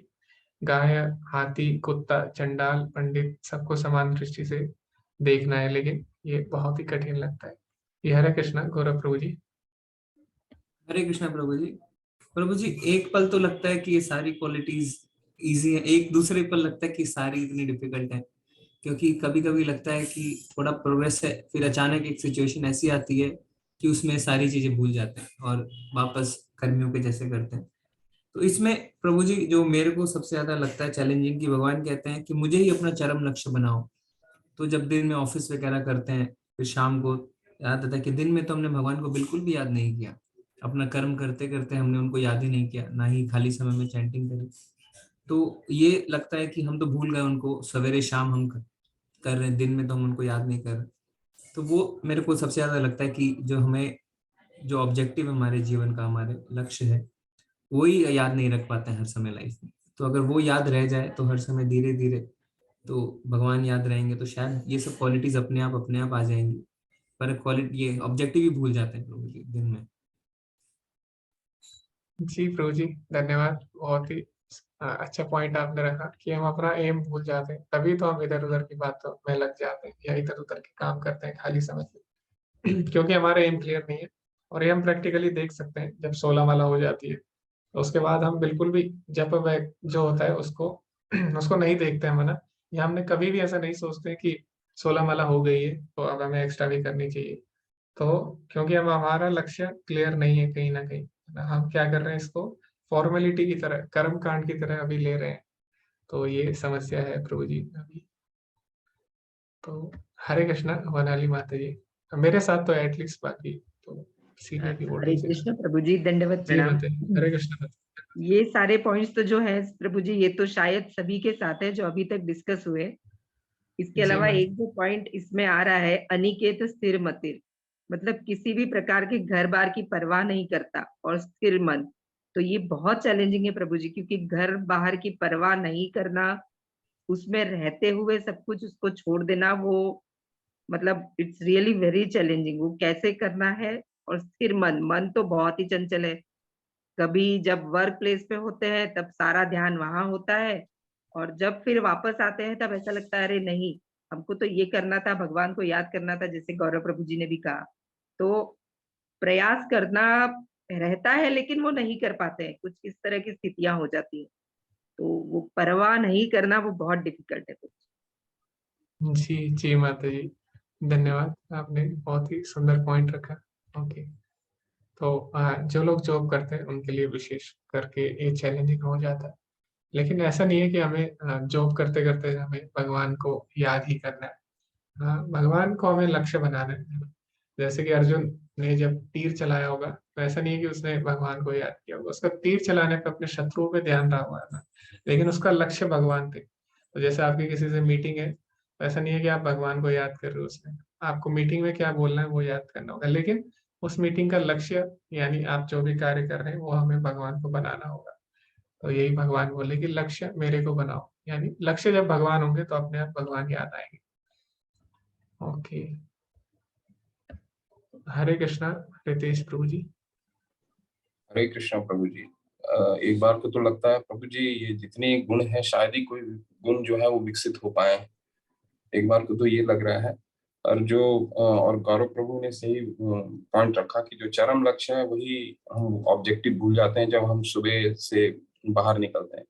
पर मुझे जो सबसे कठिन लग रहा है वो ये है कि जहाँ पे ये बोल रहे हैं कि तथा मान अपमान नहीं हो, यानी सभी प्रकार के द्वंद्व से संभाव, मान अपमान, शीत तथा गर्मी, सुख या तथा दुख। ये पॉइंट जो है प्रभु जी मुझे सबसे कठिन लगता है। अभी तो हम लोग पूरी यात्रा में भी गए थे, तो जैसी गर्मी हो जाती थी सब परेशान होने लग जाते थे। तो यहाँ पे तो ठीक लग रहा है प्रभु जी, लेकिन कहीं ना कहीं ये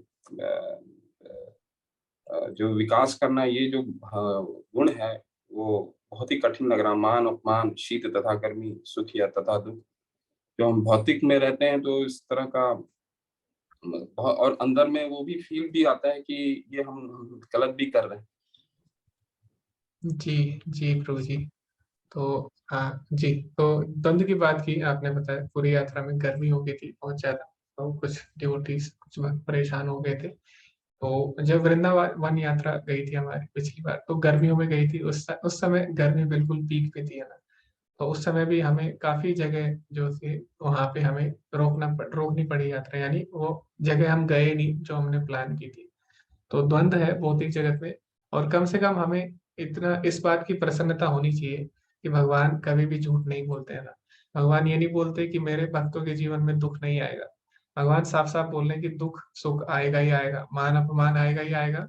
इससे हम नहीं बच सकते इस भौतिक जगत में।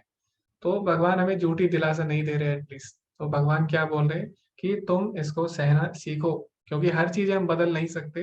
तो जब हम चीज़ों को बदल नहीं सकते तो दूसरा तरीका क्या है, उसको सहना सीखो। तो भगवान क्या बोल रहे हैं, तुम ये चीज़ें नहीं बदल सकते, है ना, सुख-दुःख, मान-अपमान, द्वंद्व नहीं बदल सकते, भौतिक जगत में हमेशा रहेंगे।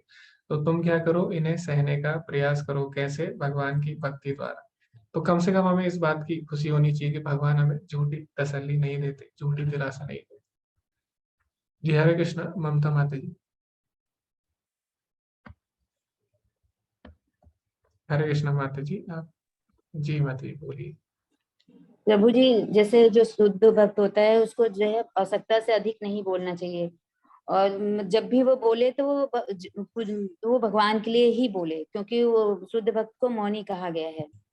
और प्रभु जी, आज भी हम लोग जो है ना, जब जरूरत पड़ती है, कभी कोई दिक्कत आ जाती है, तो हम लोग मतलब उत्तेजित हो जाते हैं और ज्यादा बोलने लगते हैं, या फिर जैसे हमें अपनी इंद्रियों को भी वश में जो है आज तक हम लोग अभी कर नहीं पाए हैं पूरी तरह से।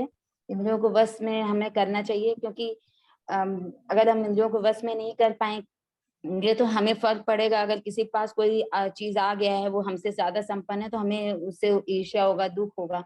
तो इसके लिए आज भी लोग, मतलब हम लोग भी पूरी तरह से तैयार नहीं है। जैसे हम लोग को हर चीज में सुख दुख कुछ भी होता है, हम लोग को दुख भी महसूस होता है, सुख भी महसूस होता है, और चिंता भी बनी रहती है, ये होगा कि नहीं होगा। तो ये सब है प्रभु जी। तो मतलब हम कहने का मतलब यही है कि हमें जो कुछ भी करना चाहिए सब भगवान के लिए करना चाहिए, चाहे वो बोलना हो या फिर भगवान अपना भी, जैसे धन भी अर्जित करना है तो वो भगवान के लिए करना है। तो अभी हम लोग उस स्थिति में नहीं पहुंच पाए हैं प्रभु जी, हम लोग अभी रास्ते में ही हैं। जी माता जी, धन्यवाद, आपने याद दिला दिया मुझे। मुझे तो ऐसा लग रहा है कि आप सब मुझे याद दिला रहे हो एक एक करके सारी चीजें। तो जी माता जी, आपने बहुत ही अच्छा बोला कि अभी हम उस स्थिति में नहीं है कि हम सारी चीजें भगवान के लिए कर पाए। तो ऐसा होता है माता जी, और द्वंद्व रहेगा ही रहेगा, जैसे कि हमने चर्चा की थी अभी। और जो आपने बताया माता जी, उसको बोलते हैं प्रजल्प। प्रजल्प मतलब होता है व्यर्थ की बातें करना। तो अगर आप नेक्टर ऑफ इंस्ट्रक्शन पढ़ेंगे, उपदेशामृत, तो उसमें जो 6 दोष हैं वो कौन से बताए गए हैं, जो 6 मुख्य दोष है, उसमें बोला गया अत्याहार प्रयासश्च। अत्याहार यानी बहुत ज्यादा खाना खाना, ठीक है, ये भक्त को नहीं करना चाहिए। प्रयासश्च, ऐसे नहीं कि प्रसाद है तो बहुत ज्यादा खाएंगे। अत्याहार प्रयासश्च, बहुत ज्यादा भौतिक चीजों के लिए प्रयास नहीं करना चाहिए। जितना मिले उतने में संतुष्ट रहना चाहिए और भक्ति में समय देना चाहिए ज्यादा से ज्यादा। अत्याहार प्रयासश्च प्रजल्पा नियमाग्रह। प्रजल्पा यानी व्यर्थ की बातें करना। तो उसमें उपदेशामृत में भी जो रूप गोस्वामी है वो बोलते कि हमें व्यर्थ की बातें यानी प्रजल्पा पे ध्यान नहीं देना। तो लेकिन ऐसा होता नहीं है, और जब भी मौका मिलता है, कई लोग ऐसे मिल जाते हैं जो बहुत व्यर्थ की बातें करते हैं, तो उस समय क्या करता है, हम भी उनके साथ लग जाते हैं कभी कभी। तो ये भी हमारे अंदर दोष है। जी, हरे कृष्णा, अनुश्री माता जी। हरे कृष्ण प्रभु जी। प्रभु जी, यहाँ पर जो गुण के बारे में बताया हुआ है, ये मानव से महात्मा ही बना देगा। ये सारे जो अपने जीवन में उतार सकते हैं वो महात्मा पद तक पहुंच जाएंगे। हम लोग तो शुभारंभ मीन्स आरंभ में जो स्टार्टिंग स्टेज में ही है। और ये भक्ति योग है प्रभु, ये अंतःकरण की शुद्ध, जितना भी कैरेक्टर बताया गया है वो कोई बाह्य शुद्धता नहीं है, ये अंतःकरण की शुद्धता होता है। इससे ही हमारा बाह्य शुद्धता हो ही जाएगा, उसके लिए हमें ज्यादा प्रयत्न करना नहीं है, पहले अंतःकरण की शुद्धता करना ही है। और मेरे लिए जो हमेशा लगता है कि ये जो लिखा है कि हर्षमर्ष भयद गई, कि जो दुख सुख और किसी के द्वारा विचलित नहीं होना। हम क्या होते हैं कि तुरंत कोई कुछ बोल देते हैं तो तुरंत विचलित हो जाते हैं और रिएक्ट कर लेते हैं, तो हमें विचलित नहीं होना है। नेगेटिव सिचुएशन ऐसा नहीं आएगा, ऐसे नहीं होगा, लाइफ में सब कुछ आएगा, लेकिन उसमें हमें स्टेबिलिटी मेंटेन करना है। फिर दूसरा ये है कि प्रभु जो सर्वारंभ परित्यागी और चिंता रहित, जो समस्त कष्ट से रहित होता है। ज्यादा सोचने से तो कुछ होता नहीं है, खाली बस हम सोचते रहते हैं, लेकिन ये कहीं जाता नहीं, मीन्स हम फालतू में चिंता करते रहते हैं। तो चिंता रहित होना ये बहुत बड़ी बात हो जाता है, और अपना सारे वो जो चिंतन भगवान में लगाना है, ये उससे ज्यादा बड़ी बात हो जाता है कि जो भी सिचुएशन आए हम भगवान को स्मरण करते रहे। ये मेरे लिए बहुत चैलेंजिंग हो जाता है कि नेगेटिव सिचुएशन में हम कैसे सही चल रहा है तो सब ठीक है, लेकिन नेगेटिव टाइम में हम उसको इतना स्टेबिलिटी से हैंडल नहीं कर पाती हूँ। और मैं एक प्रभुपाद जी की कोटेशन सुनी थी कि जब हनुमान जी छलांग लगाए तो जय श्री राम बोले और छलांग लगाए, और देखे नहीं कि मैं गिर जाऊंगा कि क्या।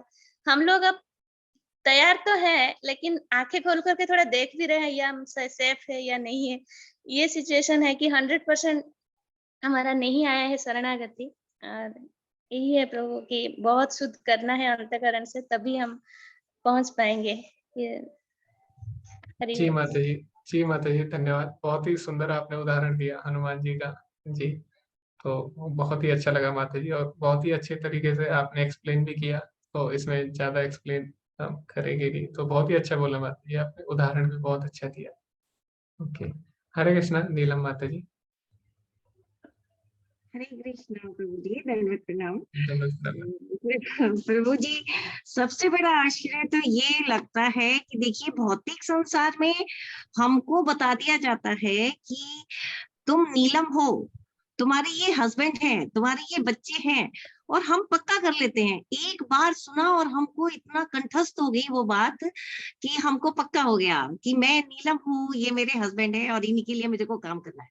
यहाँ हम देख रहे हैं गीता में भगवान जी बार बार बार बार ये कह रहे हैं, मेरे भक्त बनो, तुम शरीर नहीं तुम आत्मा हो, जीवे रे स्वरूप हो, नित्य कृष्ण दास रे। तो इन सब बातों को सुनकर भी हम कि तुम मेरे लिए काम कर, तुम क्योंकि तुम अपनी ही किसी गलत मनसा वाचा कर्म की वजह से इस दुखालय में फंसा हुआ है। यहाँ पर ये दुखालय है, यहाँ से निकलना बहुत जरूरी है, ये भौतिक जेल है। लेकिन देखिए ना हमारा कितना हम मूर्ख है कि उस बात को, लौकिक बात को तो एकदम पकड़ के बैठ जाते हैं। कोई हमारा नाम पुकारेगा हम एकदम देखेंगे, लेकिन ये गीता भी हम कितनी बार पढ़ चुके हैं और इसमें हमको बार बार भगवान कह रहे हैं। तो मेरा ये है कि अब ये पढ़ने के बाद प्रभु जी हमारी क्वालिटी तो सुधरी है, वो हमारे से जो पहले अज्ञानता में जो होता था वो अब नहीं होता, उसकी हमारी क्वालिटी भी सुधरी है। हम गिरते हैं लेकिन हम संभल भी जाते हैं। बार बार हम अपने आप को प्रयास कर रहे हैं कि जैसा कि भगवान ने हमको कहा है हम उनके रास्ते पर चलें। तो ऐसा नहीं है, भगवान ने हमें भी, हमारा कोई पुण्य कर्म उदय हुआ है, 5 जो बताए हैं 18वें अध्याय में कि अधिष्ठान, कर्ता, कर्म, करण और भगवान दैव जब होते हैं तब उसके जीवन में कोई प्रमाणिक और परंपरा से प्राप्त गुरु उनके जीवन में आते हैं और तब उन्हें ये ज्ञान होता है। तो हमें वास्तव में ये लग रहा है कि अब हमारे कोई पुण्य का उदय हो गया और हमारे जीवन में देखिए एस्कॉन और या नामानिष्ठा दास जी प्रभु के द्वारा हमें ज्ञान प्राप्त हो रहा है। तो हम अब अपने आप को सुधारने का भी बहुत प्रयास कर रहे हैं और हमारा विश्वास है कि हम विजय पाएंगे। हरे कृष्णा प्रभु जी। जी माता जी, धन्यवाद। तो माता जी ने बोल दिया है कि हम होंगे कामयाब एक दिन। ओके, तो माता जी को विश्वास है, माता जी ने स्वीकार कर लिया कि हम अभी हो सकता है गिरते पड़ते हम कुछ भी कर रहे हो, लेकिन गिरते पड़ते ही सही, कम से कम हम अपने लक्ष्य पे पहुंच जाएंगे। तो हम अपने सामर्थ्य पे नहीं कुछ कर सकते, ये बात बिल्कुल हमने देख ली है। प्रैक्टिकली, है ना। तो हमें क्या आवश्यकता है? गुरु के आशीर्वाद की। गुरु कृष्ण प्रसादे पावे भक्ति लता बीज। तो गुरु और कृष्ण के आशीर्वाद से ही कुछ हो सकता है, अब जैसे कि लग रहा है सबके पॉइंट सुन के। हो वो कब होगा, उसके लिए भी हमें प्रयास करना होगा ना। तो आप देखते हैं बच्चा बच्चा जब रोता है तभी माँ उसको दूध पिलाती है ना। तो बच्चे को भी रोना पड़ता है, पहले प्रयास करना होता है। ऐसा नहीं है कि माँ खुद ही उसके पास आती है। तो बच्चे को जिस तरह प्रयास करना होता है, प्रभुपाद जी बोलते हैं, उसी तरह हमें भी भगवान के नाम का जप करना चाहिए। भगवान के लिए, भगवान की सेवा के लिए हमें प्रयास करना चाहिए, फिर भगवान अपने आप कृपा करेंगे। तो भले ही बच्चा गिरता है, पड़ता है, लेकिन बच्चा प्रयास करता है कम से कम, है ना, तो सफल हो जाता है। उसी प्रकार हम भी हो जाएंगे। तो माता जी ने बोल दिया। जी जी माता जी, आपने बोल दिया तो शायद अब भगवान जरूर हम सभी को सफल कर देंगे। जी हरे कृष्णा सुधाकर प्रभु जी। हरे कृष्ण प्रभु जी, दंडवत प्रणाम। जी दंडवत प्रणाम प्रभु जी। प्रभु जी, इसमें एक बहुत अच्छा दिया हुआ है कि श्रीमद् भागवत 10.14.8 में कहा गया है कि तत्ते नुकंपाम सुसिमिचमाड़ो बुज्जान एवात करतम विपाकम। जब ये आता है कि हमारे पास कोई भी डिसीज आती है, तो हम जब मुसीबत में पड़ते हैं या हर्डल्स आते हैं, जब भक्ति करते हैं, तो वो उसे कोई नहीं समझता कि भगवान की कृपा है। भगवान की कृपा जब समझते हैं जब उसके पास मेटेरियलिस्टिक आता है, उसके सुख और सुविधाएं आती है। हम उल्टा होता है उस समय। तो हम अगर हमारे पास हर्डल्स आते हैं, डिसीज आती है, अरे नहीं भगवान की कृपा नहीं, हम डर जाते हैं थोड़ा है, पर उसको ये नहीं समझते हैं कि ये हमारा कष्ट भोगने का भगवान को भाला लगना था, हमारे पास कांटा लगा है। उस समय बिल्कुल भूल जाते हैं। हम गीता भी पढ़ते हैं, भागवतम भी पढ़ते हैं, संभाव भी रहना चाहते हैं, कुछ भी, लेकिन जैसे ही कुछ भी थोड़ा बहुत हर्डल आया, तो हर्डल उस हर्डल से इतना हो जाता है कि अरे मैं तो भक्त हूँ, मैं तो भगवान की पूजा कर रहा हूँ, मैं तो ये भक्ति में ये करता हूँ वो करता हूँ, तब भी भगवान ने मुझे ये दिया हुआ है। बिल्कुल ही उल्टा हो जाता है, बिल्कुल भी उसका कुछ परसेंटेज भी नहीं रहता। हमें फिर ये समझना चाहिए कि हमें भगवान जो कष्ट दे रहा है वो कष्ट बहुत बड़ा था। भगवान की मुझ पे कृपा है कि उन्होंने उस कष्ट को छोटा करके दे दिया, लेकिन होता है इसके विपरीत। इसलिए हमें बहुत ज्यादा संघर्ष करना पड़ेगा। जैसे हो गया दान देना, जब दान की बात आती है, जैसे 50% दान देना है, तो हम ये सोचते हैं कि मेटलिस्टिक जो है, माया माया का इतना प्रकोप होता है, तो हम उस समय दान देने में इतना ज्यादा आसक्ति हो जाती है मेटलिस्टिक की, दान देने पे हम पूर्ण रूप से नहीं दे पाते हैं। अगर हमारे पास सक्षमता है तब भी हम सोचते हैं कि इतना देने से हमारा मेटलिस्टिक में इतना कम हो जाएगा। तो ये चीजें प्रभु जी इम्प्लीमेंट करना और डेमोन्स्ट्रेट करना बहुत मुश्किल होता है। हम संघर्ष, क्योंकि माया का बहुत ज्यादा हमारे ऊपर, माया से भगवान ही छुड़ा सकता है। जैसे ही हम छूटते हैं तो मेटेरियलिस्टिक कम होता है, तो हम आध्यात्म की तरफ जाते हैं। तो दोनों इनवर्सली प्रोपोर्शनल है, तो उधर बढ़ेंगे तो इधर घटेंगे। प्रभु जी यही समझ में आ रहा है। जी प्रभु जी, आपने काफी अच्छा मैथमेटिकल रिलेशन भी बताया, इनवर्सली प्रोपोर्शनल है। ओके, तो जैसे कि प्रभु जी ने बोला, और बहुत ही अच्छा बोला प्रभु जी ने। तो इस तरह अपने प्रयासों से नहीं हो सकता जब तक भगवान का या जो गुरु है उनका आशीर्वाद ना मिले। ओके, और दूसरा, भगवान की कृपा होती है, जरूर होती है। और प्रभु जी ने बोला कि जो कष्ट होते हैं, जैसे बोला गया कि अगर किसी की गर्दन कटनी है तो केवल उसकी उंगली कटती है ना, लेकिन हम देखते हैं उंगली क्यों कटी है ना। हम ये नहीं देखते भगवान ने कितनी बड़ी चीज रोक दी है। तो ये केवल भक्ति, जो शुद्ध भक्त होते हैं वो ऐसा सोच सकते हैं। और शुद्ध भक्त तो हमेशा भगवान से विपदा ही मांगते हैं, क्योंकि उन्हें पता है विपदा में भगवान उनके साथ जरूर रहेंगे। सुख में साथ होना हो, दुख में हमेशा भगवान साथ रहेंगे। जैसे कुंती महारानी बोलती भी है कि हमेशा मुझे दुख दुख क्यों, क्योंकि मैंने देखा है दुख में आप हमेशा मेरे साथ थे, है ना। इस प्रकार भक्त सोचता है, कभी भी दुख में विचलित नहीं होता। और हम देखते हैं भगवान इतने दयालु हैं। हम देखें कि हमारे जो कर्म है पूर्व जन्म के, उनका फल हमें तुरंत नहीं मिलता। क्यों?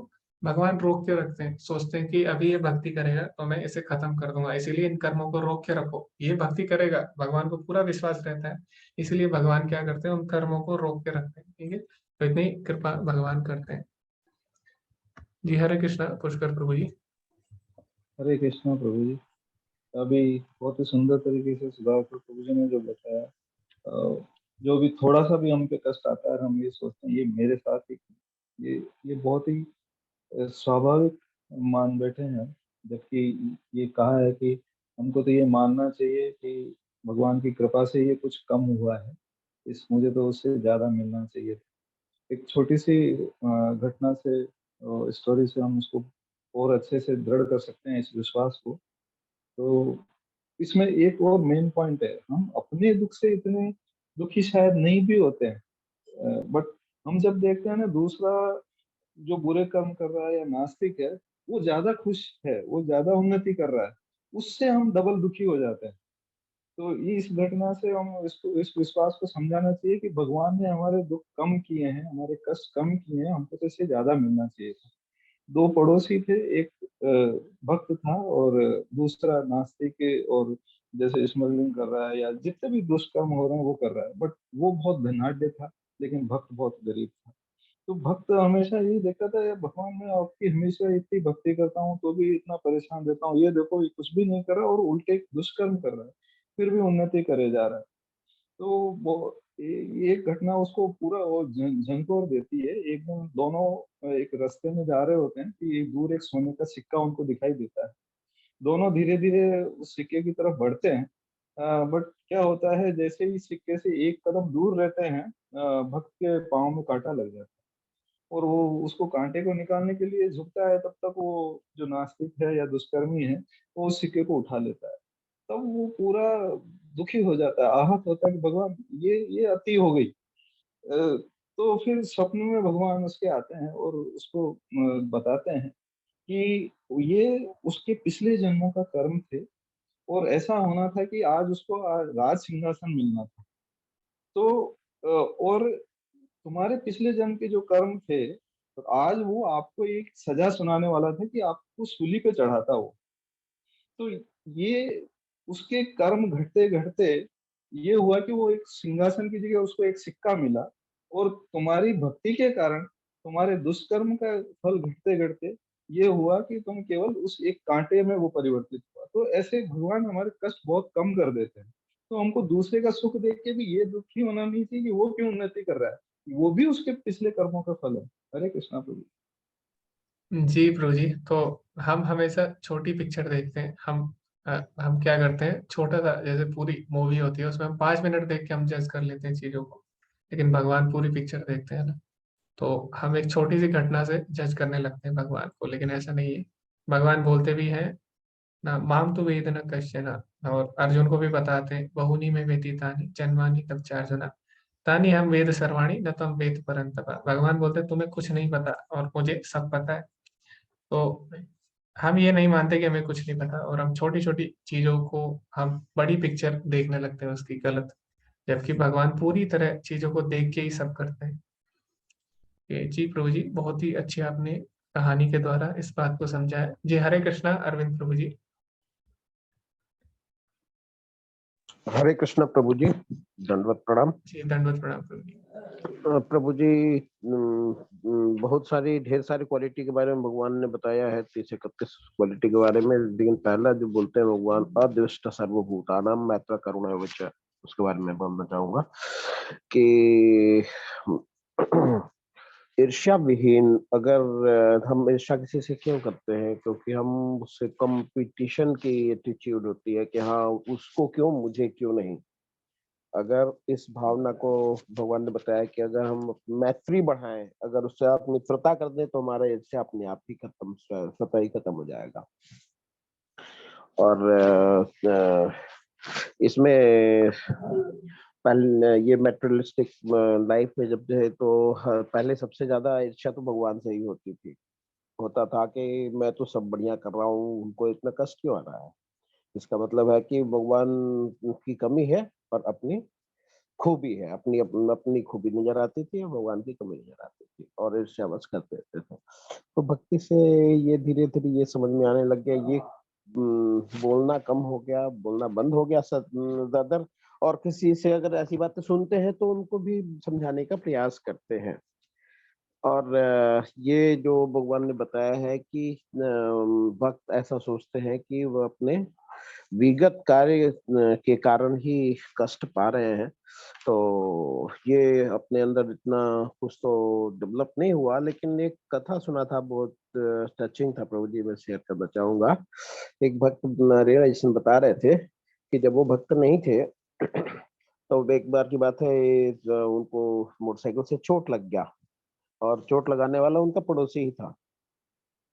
और उस पड़ोसी के उसके मित्र ने बताया उसको कि भाई तुम्हारा पड़ोसी है, पुलिस केस कर दो, तुम्हें अच्छी खासी रकम मिल जाएगी सपोर्ट के लिए।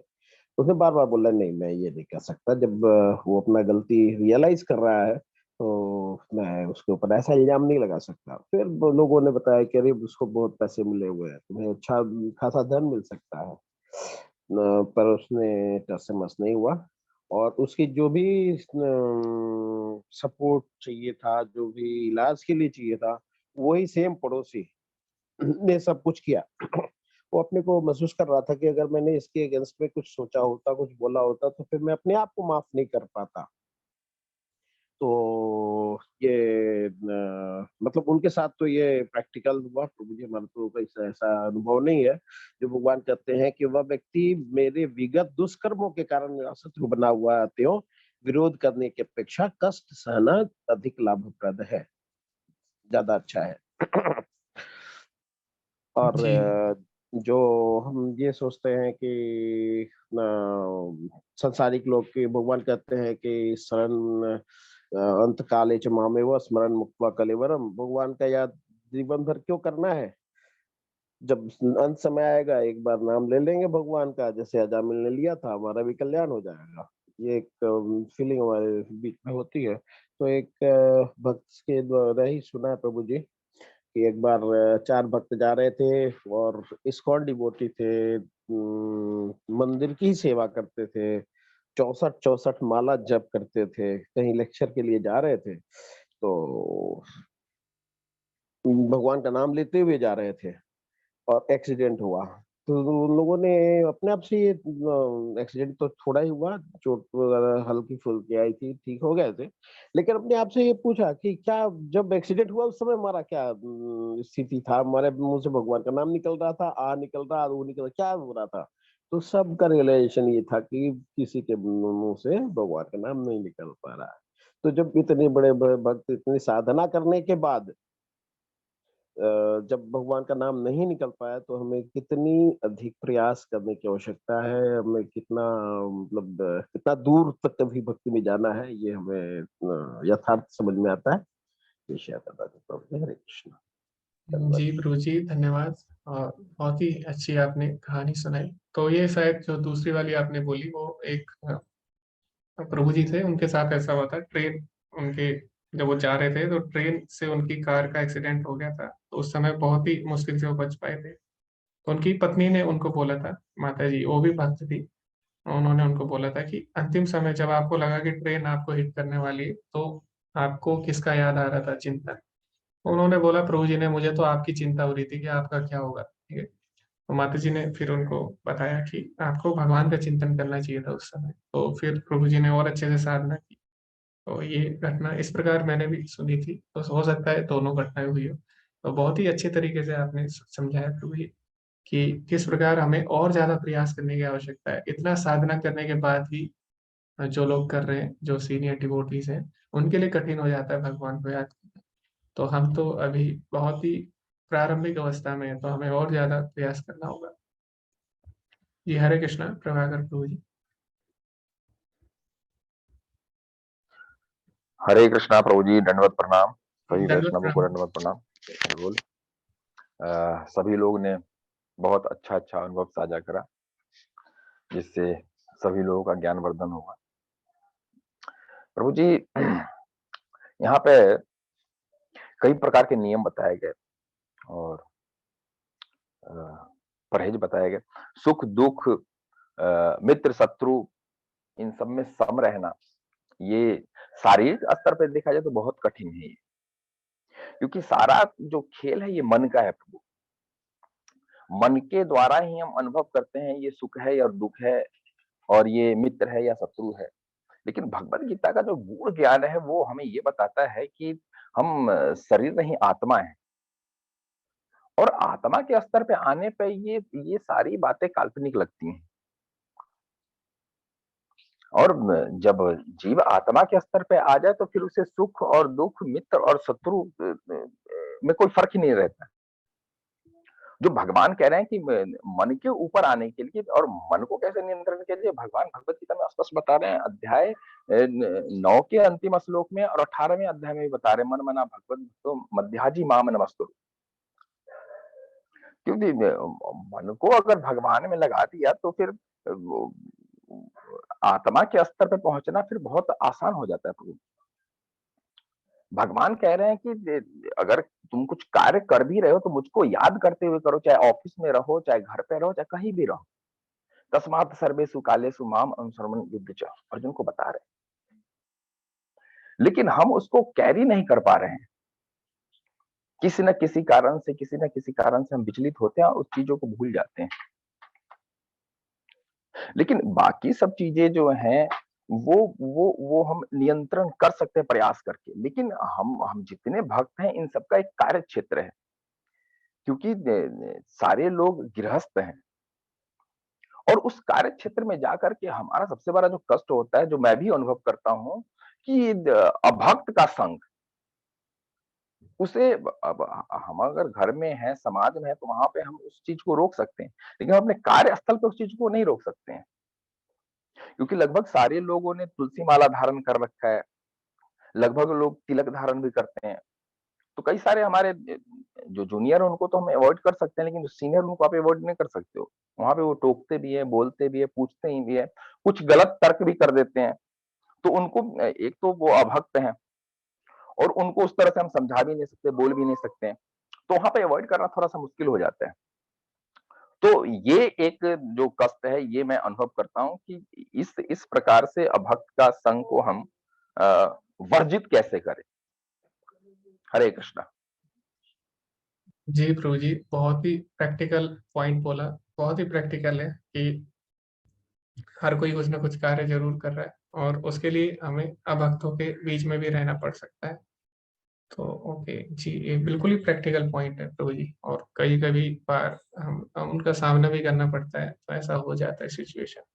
तो ये तभी संभव है उनके बीच में रह पाना जब हम अच्छे से भक्ति करेंगे। जैसे प्रभुपाद जी थे, प्रभुपाद जी हिप्पियों के बीच में जब थे, तो हिप्पियों से ज्यादा अभक्त या अधर्मी कोई नहीं था उस समय। सारे जो 4 नियम है, चारों नियमों की उन्होंने धज्जियां उड़ा रखी थी, फिर भी प्रभुपाद जी उनके बीच में थे। तो प्रभुपाद जी हमें यही दिखाना चाह रहे थे कि अगर हम भक्ति में दृढ़ हो जाएं किसी तरह, ठीक है, तो उसके बाद फिर हम चाहे कहीं भी हो, जैसे भगवान बोलते भी हैं, भगवान उदाहरण देते हैं कमल के पत्ते का। कमल का पत्ता कीचड़ में रहने के बाद भी कीचड़ से अस्पर्श रहता है ना, पानी से। तो इसी तरह एक भक्त भी होता है, लेकिन समस्या वही आती है कि उस अवस्था में जाने के लिए पहले हमें त्याग करना होगा ऐसे लोगों का, तो वो कर पाना कठिन होता है। तो ये प्रैक्टिकल है प्रभु जी। तो इसीलिए हमारे आश्रम डिवाइड किए गए ना। एक समय तक आप स्टूडेंट लाइफ रहो, ब्रह्मचारी, उसके बाद गृहस्थ जीवन, और गृहस्थ जीवन में तो कठिन हो जाता है, इसीलिए उसके बाद जो अगला स्टेप आता है वो आता है वानप्रस्थ और संन्यास का। उस समय आप और अच्छे से दृढ़ हो सकते हो भक्ति में। तो इसका यही उपाय है प्रभु जी, जितनी जल्दी हो सके अपनी जो जिम्मेदारियां हैं उनको पूरा करें और हम भक्ति पे फिर ध्यान दें अच्छी तरह। तो जब तक गृहस्थ जीवन में है, जब तक हम बाहर जा रहे हैं ऑफिस वगैरह, गृहस्थ मतलब ये नहीं है कि फैमिली ना, गृहस्थ मतलब जब तक हम ऑफिस वगैरह में जा रहे हैं तो तब तक ये समस्या रहेगी। तो जल्दी हम अपनी जिम्मेदारियों को पूरा करके और फिर हम अच्छे से भक्ति करें। हमें प्रयास करना चाहिए जितनी जल्दी हो सके भक्ति पे हम पूरी तरह समर्पित हो जाए। तो ये हम कर सकते हैं, इसीलिए 4 आश्रम बनाए गए। तो मुश्किल है प्रभु जी, ऑफिस में रह के, आप बिल्कुल सही बोल रहे हो, जिन लोगों को डील करना होता है बहुत सारे लोगों से। ओके, तो अभी लगभग सभी ने अच्छे अच्छे पॉइंट्स बोल दिए हैं और अभी हम आगे चर्चा करते हैं। तो काफी अच्छा लगा सभी के पॉइंट सुन के, और अच्छा लगा, पता लगा कि हमारे अंदर क्या क्या कमी है।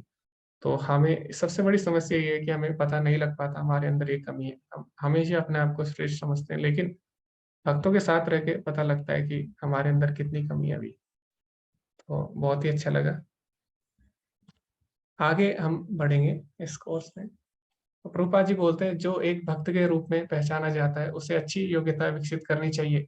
बेशक वह इन योग्यताओं को हासिल करने के लिए बाहरी प्रयास नहीं करता है, लेकिन कृष्ण भावनामृत और भक्ति सेवा में संलग्न होने से उन्हें स्वतः ही उन्हें विकसित करने में मदद मिलती है। तो प्रभुपाद जी ने बोल दिया कि हो सकता है हमारे अंदर सारे गुण ना हो, लेकिन हमें क्या करना है, हमें सेवा में लगे रहना है ना। जैसे दवाई जब हम खाते हैं तुरंत सही नहीं होते, हम दवाई खाते खाते हम सही होते रहते हैं। इसी तरह भक्ति करते करते हम तुरंत सही नहीं होंगे, धीरे धीरे सही होंगे। तो हमें प्रयास नहीं छोड़ना और सेवा में लगे रहना है। तो जरूर भगवान हमारी रक्षा करेंगे, कृष्ण अवश्य रक्षिबे, है ना, ऐसी। ओके, तो अभी जो 12 अध्याय हैं वो समाप्त हो चुके हैं और अभी आप बता सकते हैं कि आपको इसमें सबसे अच्छा क्या लगा। कोई अगर आप में से बताना चाहें, 7 से 12 तक जो हमने अध्याय पढ़े उसमें से सबसे मुख्य बिंदु क्या रहा आपका, सबसे इम्पोर्टेंट लर्निंग क्या थी। अगर आप साझा करना चाहें आप कर सकते हैं। वैसे हम बहुत ज्यादा भी चर्चा कर चुके हैं, लेकिन फिर भी कुछ भक्त अगर साझा करना चाहें तो आप कर सकते हैं पॉइंट्स। तो 2 यूनिट हमारी समाप्त हो चुकी है और बहुत ही अच्छा लगा। हरे कृष्णा प्रभु जी, प्रभाकर प्रभु जी। हरे कृष्ण प्रभु जी प्रभु जी। प्रभु जी, यहाँ पे जो प्रारंभ में ही जो अर्जुन का क्वेश्चन था भगवान श्री कृष्ण से, और जो विस्तार पूर्वक भगवान ने वहां पे बताया, प्रभुपाद ने अपने परपट में बताया, भक्ति योग और निर्विशेषवाद में फर्क, वो इस पूरे अध्याय का सबसे महत्वपूर्ण अंग था, जो हमें बहुत ही गहराई से प्रभावित करा इसने। जी जी जी, हरि बोल। जी धन्यवाद प्रभु जी। और जी, तो ये हमेशा कंफ्यूजन रहता था, लेकिन भगवान ने साफ साफ कर दिया भक्ति योग के अध्याय में। और वैसे पूरी भगवत गीता ही भक्ति योग है, पूरे जितने भी शास्त्र है सब भक्ति योग है, लेकिन इस अध्याय में विशेषकर भक्ति पे बल दिया गया है। बाकी में मिश्रित भक्ति है, किसी में ज्ञान मिश्रित भक्ति है, कर्म मिश्रित भक्ति है, लेकिन इसमें भगवान प्योर शुद्ध भक्ति की बात करते हैं, इसीलिए इसका नाम भक्ति योग है। ये हरे कृष्णा नीलम माता जी। हरे कृष्णा प्रभु जी, मेरे को ये शेयर करना था कि क्योंकि भगवान पहले ही तो बोलते हैं कि जब मेरी कृपा जिस भक्त को प्राप्त होती है, मैं उसका नेम फेम और धन पहले ही ले लेते हैं वो उससे। तो फिर जब हम भक्ति में जब लग रहे हैं तो हमको तो ये खुद जान लेना चाहिए ना कि जैसे प्रभुपाद जी का था, तो उनकी फैक्ट्री बंद हो गई और वो फिर क्या हुआ, फिर भक्ति में आए और भगवान का उन्होंने ध्यान किया। तो यही मैं कह रही थी कि भक्ति में जब हम आते हैं तो भगवान अपने भक्त का सबसे पहले नेम फेम और ये ही उससे लेते हैं ताकि वो मेरी तरफ लगे। जी जी जी तो माता जी। ये दोष बताए हैं जी प्रभु जी। हरे तो हरि, तो हरि का मतलब क्या है? हरि का अगर आप संस्कृत में मतलब देखें, हरि का मतलब होता है चोर, ठीक है। तो हरि का वास्तविक मतलब है संस्कृत में चोर। तो भगवान को चोर हरि क्यों बोला जाता है? वो सब चीज छीन लेते हैं भक्तों का, है ना, और इतना कुछ छीन लेते हैं कि अंत में केवल भगवान ही बचे उसके पास, है। तो ये भी भगवान करते हैं, लेकिन ये भगवान विशेष भक्तों पे ऐसा करते हैं, ठीक है। जो हमारी तरह जो अभी बहुत ही भक्त तो नहीं है, पर जो प्रयास कर रहे हैं उनकी भगवान अभी सारी इच्छाएं पूरी करते हैं, क्योंकि भगवान को पता है इनके साथ करूंगा तो ये लोग छोड़ के चले जाएंगे, है ना। तो भगवान सबके साथ ऐसा नहीं करते। जिस पे विशेष कृपा भगवान की होती है केवल उन्हीं के साथ ऐसा करते हैं। बाकी के लिए भगवान बोलते हैं योगक्षेमम वहाम्यहम्, मैं इन्हें सब चीज दूंगा। लेकिन जो विशेष भक्त होते हैं भगवान बोलते हैं मैं इससे अब सब चीज छीन लूंगा, क्योंकि भगवान को पता है जो नए नए लोग हैं उनके साथ अगर ऐसा किया जाए तो वो कभी भी भगवान तक नहीं पहुंच सकेंगे। तो ये विशेष कृपा है भगवान की जिनके साथ ऐसा होता है। जैसे प्रभुपाद जी है, उन पर भगवान की विशेष कृपा थी। हरे कृष्णा तनुश्री माता जी। हरे कृष्ण प्रभु जी। प्रभु जी मेरी एक जिज्ञासा था, ये जो श्लोका 12 में जो लिखा हुआ है, श्रेयो ही ज्ञानम अभ्यासात् ज्ञानात् ध्यानम विशिष्यते, तो ज्ञान हम लास्ट में भगवान बोल रहे हैं कि ये अनन्य भक्ति, साधना भक्ति, फिर अपना निष्काम कर्म, ये सारे तुम नहीं कर सकते हो, तो ज्ञान कल्टिवेट करो, मतलब ज्ञान का जांच करो और खोज करो, दिव्य ज्ञान हासिल करो, तभी तुम मुझसे जान सकते हो। तो फिर भगवान ऐसे क्यों बोल रहे हैं कि ज्ञान से श्रेष्ठ है ध्यान? तो प्रभु जी हम इसको कैसे समझे प्रभु? ये जो ज्ञान हो रही है, अगर आप तात्पर्य पढ़ेंगे और जो मैंने भी नोट्स बनाए, तो जो मैंने डिवोटी से सुना, यहाँ पे निराकार के ज्ञान की बात हो रही है माता जी, यहाँ पे भगवत भक्ति के ज्ञान की बात नहीं हो रही। तो भगवान बोलते हैं निराकार का ज्ञान और निराकार का ध्यान ये सबसे लोअर स्टेज पे है। अच्छा, इसको भगवान ने लोअर रखा है, क्योंकि ध्यान तो हम अनन्य भक्ति में भी कर रहे हैं ना हर समय भगवान का। तो भगवान दोबारा एक ही बात को रिपीट नहीं करेंगे ना। एक तरफ भगवान बोले हमेशा मेरा ध्यान करो, और एक तरफ अंत में भगवान बोल रहे हैं मेरा ध्यान करो। तो अंत में जो ध्यान है वो निराकार का ध्यान है। और जो अच्छा सबसे ऊपर ध्यान है वो है भगवान का प्रत्यक्ष रूप में ध्यान करना, उनकी सेवा करते हुए ध्यान करना। तो ये भक्त लोग बताते हैं ऐसा तात्पर्य में, और तात्पर्य में पढ़ेंगे उससे भी आपको थोड़ा बहुत क्लियर होगा। और जो मैंने लेक्चर सुने जितने डिवोटीज के, वो यही बोलते हैं कि जो सबसे नीचे है वो है निराकार का ध्यान और निराकार का ज्ञान, इनको सबसे नीचे रखा है भगवान ने, इनिशियल स्टेज। ओके, तो ये ध्यान को हम जैसे अष्टांग योगी का ध्यान, इसको ऐसे ही समझ सकते हैं। ये साकार रूप का जो ये जो ध्यान है वो शुरुआत की जो ध्यान होता है भगवान के निराकार रूप का, वही जी इसी को हम समझ सकते हैं। जी, ये इनिशियल स्टेज वाला ध्यान है। वहीं पर मैं ये जाके हर बार अटक जाती हूँ कि सारे जैसे ओडिया की क्लास लेते हूँ तो भगवान सारे बोलने के बाद भगवान फिर क्यों बोले कि ज्ञानात् ध्यानम विशिष्यते, ध्यान कैसे फिर श्रेष्ठ हो गया? भगवान तो बोले हैं कि दिव्य ज्ञान हासिल करो और कृष्ण भावनामृत कर्म करो, जी, तो फिर ध्यान को कैसे समझ सकते हैं हम इसका? जी माता जी, तो यही था, मेरे को भी इसमें डाउट था माता जी। तो डिवोटीज बताते हैं कि जो 2 तरह के ध्यान है जो भगवान ने बताया सबसे पहले, है ना, मेरे में मन लगाओ, मय्येव मनाधस्सा, वो है भगवान का साकार में ध्यान, भगवान की सेवा द्वारा। जो सबसे नीचे वाला ध्यान है वो है निराकार, जो इनिशियल स्टेज में बिगिनर्स करते हैं। ठीक है, हरे कृष्ण प्रभु, बहुत जी बड़ा माता डाउट जी। क्लियर हो गया। हरे कृष्ण। जी माता जी, हरे कृष्ण। ओके, हरे कृष्ण सनत प्रभु जी। हरे कृष्णा। ये जो अभी निष्कर्ष पर जो हम आए 7 से 12 में, सबसे पहली बात ये है कि हम लोग एक आध्यात्मिक गुरु एनएनडी प्रभु, सुधाकर प्रभु और अंकित प्रभु, इन सब के संसर्ग में आते हैं साधु संगी में, तो सब कुछ भूल जाते हैं और संभाव की भावना हम लोग के अंदर आ जाती है। ये सुख दुख मेटेरियलिक दुनिया से अलग हो जाते हैं और आध्यात्मिक दुनिया में प्रवेश कर जाते हैं। हरे कृष्णा प्रभु जी प्रभु जी, तो प्रभु जी ने एक ही निष्कर्ष निकाला, साधु संग सर्वशास्त्र हैं। तो उसमें प्रभु जी, नामदेव प्रभु जी और सुधाकर प्रभु जी की डेफिनेशन फिट बैठती है। तो जी प्रभु जी, और बहुत ही शुद्ध भक्त है, विशेषकर जो नामदेव प्रभु जी है उनका पूरा जीवन समर्पित है। तो जैसे भगवान ने बोला कि अगर आप पूरा जीवन समर्पित नहीं कर सकते तो कम से कम जो लोग पूरा जीवन समर्पित कर चुके हैं उनकी सहायता आप कर सकते हैं ना। ये भगवान ने बोला कि मेरे लिए कर्म करो, कम से कम उनकी सहायता करो जो लोग भक्ति में पूरी तरह से लगे हुए हैं।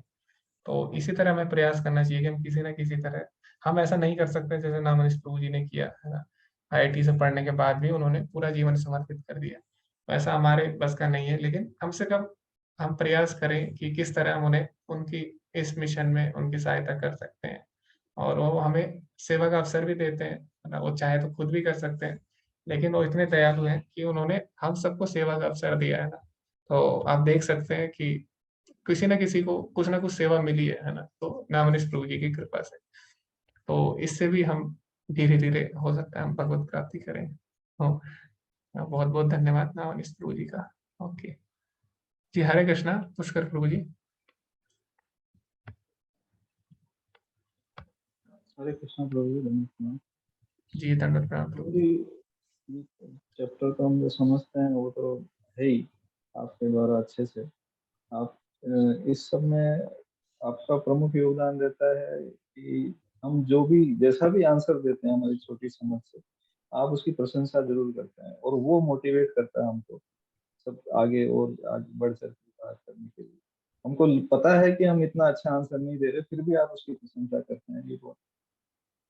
एक प्रभु जी, एक स्लाइड के अंदर एक शब्द समझ में नहीं आया, अनोग योग। हाँ, वो अष्टांग योग था प्रभु जी। वो ट्रांसलेशन जब हुई है इसकी इंग्लिश में है मेन स्लाइड, तो इसमें कभी कभी एरर आ जाती है प्रभु जी। वो अष्टांग योग था। जी जी जी, धन्यवाद प्रभु जी। और मेरे को सही में अच्छा लगता है, क्योंकि पहले जो भी हमने सीखा है, तो हमने जो सीखा है हमें लगता है कि यही सब कुछ है। तो जैसे मैं जो भी मुझे लगता है कि ये काफी है चीजों को समझाने के लिए, लेकिन जब डिवोटीज अलग अलग आंसर देते हैं तो हमें पता लगता है कि हाँ, इस तरीके से भी हम इसको सोच सकते हैं ना। और भक्ति शास्त्री में ही ऐसा होता है, क्योंकि इसमें हम डिस्कशन करते हैं, बाकी में डिस्कशन नहीं हो पाता। तो इसमें काफी कुछ सीखने को मिलता है सबसे। और सभी लोग बहुत ही सीनियर हैं, काफी लोग बहुत पहले से जुड़े हुए हैं, तो और भी अच्छे तरीके से उन चीजों को समझाते हैं। और कई लोग इसमें बहुत ही सीनियर है एज वाइज भी, आयु में भी, तो उनका एक्सपीरियंस भी रहा है। जो चीजें हम बोलते हैं वो प्रैक्टिकली देख चुके हैं। जैसे सनत प्रभु जी हैं, तो हम लोग बात करते हैं अष्टांग योग की, है ना, तो वो इसमें काफी पहले से लगे हुए हैं, तो हमें पता लग जाता है उनके अनुभव से भी कि भक्ति योग सबसे श्रेष्ठ है। हम बोल सकते हैं लेकिन उन्होंने प्रैक्टिकली देख लिया है ना, वो पूरे जीवन उन्होंने अष्टांग योग किया है और इसमें उन्हें सिद्धि भी प्राप्त है। ठीक है, तो ये हम बोल सकते हैं लेकिन उनके अनुभव से हमें ये चीजें पता लग जाती है।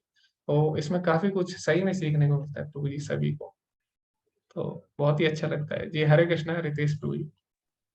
हरे कृष्णा प्रभु जी। एक छोटा सा जिज्ञासा था प्रभु जी, एक बहुत जनरल सा था प्रभु जी की जो भगवत गीता हम पढ़ रहे हैं अभी, ये तो भगवान की वाणी है। तो दूसरे अध्याय से ही भगवान ने बोला है कि साकार रूप में मेरे साकार रूप में चित्त एकाग्र कीजिए। तो प्रभु जी, ये जानने की जिज्ञासा थी कि ऐसा कौन सा बिंदु है जो निराकारवादी या मायावादी को प्रोत्साहित करता है? इस गीता में ऐसा भगवान ने कहाँ बोला है तो कि मायावादी को प्रोत्साहित करता है कि चित्त पे जी उनके ब्रह्म ज्योति पे एकाग्र करें चित्त? जी प्रभु जी, तो जो 13वां अध्याय है उसमें भगवान ने बताया है। 13वें अध्याय में ऐसे भर भर के श्लोक है, मैं आपको बताता हूँ। तो उसमें बोला गया है निर्गुणम गुण भोक्तचा, है ना। तो उसमें ऐसा बोला कि भगवान निर्गुण भी है और साथ ही साथ वो सारे गुणों को ध्यान करते हैं, लेकिन जहाँ पे निर्गुण शब्द आ जाते हैं वहां पे बहुत ही वो ज्यादा आकृष्ट हो जाते हैं उससे, है ना। और साथ साथ भगवान ये भी बोलते हैं सर्वेंद्रिय गुणाभासन सर्वेंद्रिय विवर्जितम, कि सारे इंद्रियों के होने के बाद भी मैं क्या हूँ, सर्वेंद्रिय गुणाभासन सर्वेंद्रिय विवर्जितम, मैं सारी इंद्रियों से रहित हूँ। निराकारवादी बोलते देखो भगवान वास्तव में निराकार है ना, और ये जो भगवान का रूप है माया है। भगवान खुद बोल रहे हैं सर्वेंद्रिय गुणाभासम सर्वेंद्रिय विवर्जितम निर्गुणम गुण भोक्त चाहे, ऐसे भगवान बोलते हैं श्लोक में। और फिर आगे ऐसे भी श्लोक आते हैं सर्वथा पाणिपादम तत् सर्वतो अक्षि शिरोमुखम, कि भगवान सब जगह है, सब जगह उनके मुख हैं, सब जगह उनके हाथ पैर हैं। इस तरह भगवान पूरी सृष्टि में व्याप्त है अपने निराकार रूप में। तो एक किसी से पूछा, किसी ने भक्त से पूछा भी कि देखो भगवान तो निराकार है, भगवान बोले सब जगह है, लेकिन भक्त ने बोला नहीं ऐसा नहीं है, भगवान बोले सब जगह मेरे मुख है, तो मुख है तो निराकार कैसे हो गया। तो इस पे काफी डिबेट होती है। तो 13वें अध्याय में कुछ श्लोक हैं उसमें भगवान अपने निराकार, जो निराकार भगवान की अभिव्यक्ति है उसकी चर्चा हुई। तो 13वें अध्याय में आपको मिल जाएंगे प्रभु जी ऐसे श्लोक, तो उसमें आपको मिल जाएंगे भर भर के।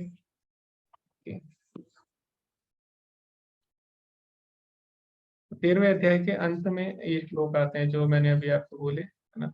तो इसमें जैसे आप पढ़ेंगे 13वें से स्टार्ट हो जाते हैं, 13वें श्लोक से ये श्लोक 13वें श्लोक से स्टार्ट हो जाते हैं ये वाले 13वें अध्याय के।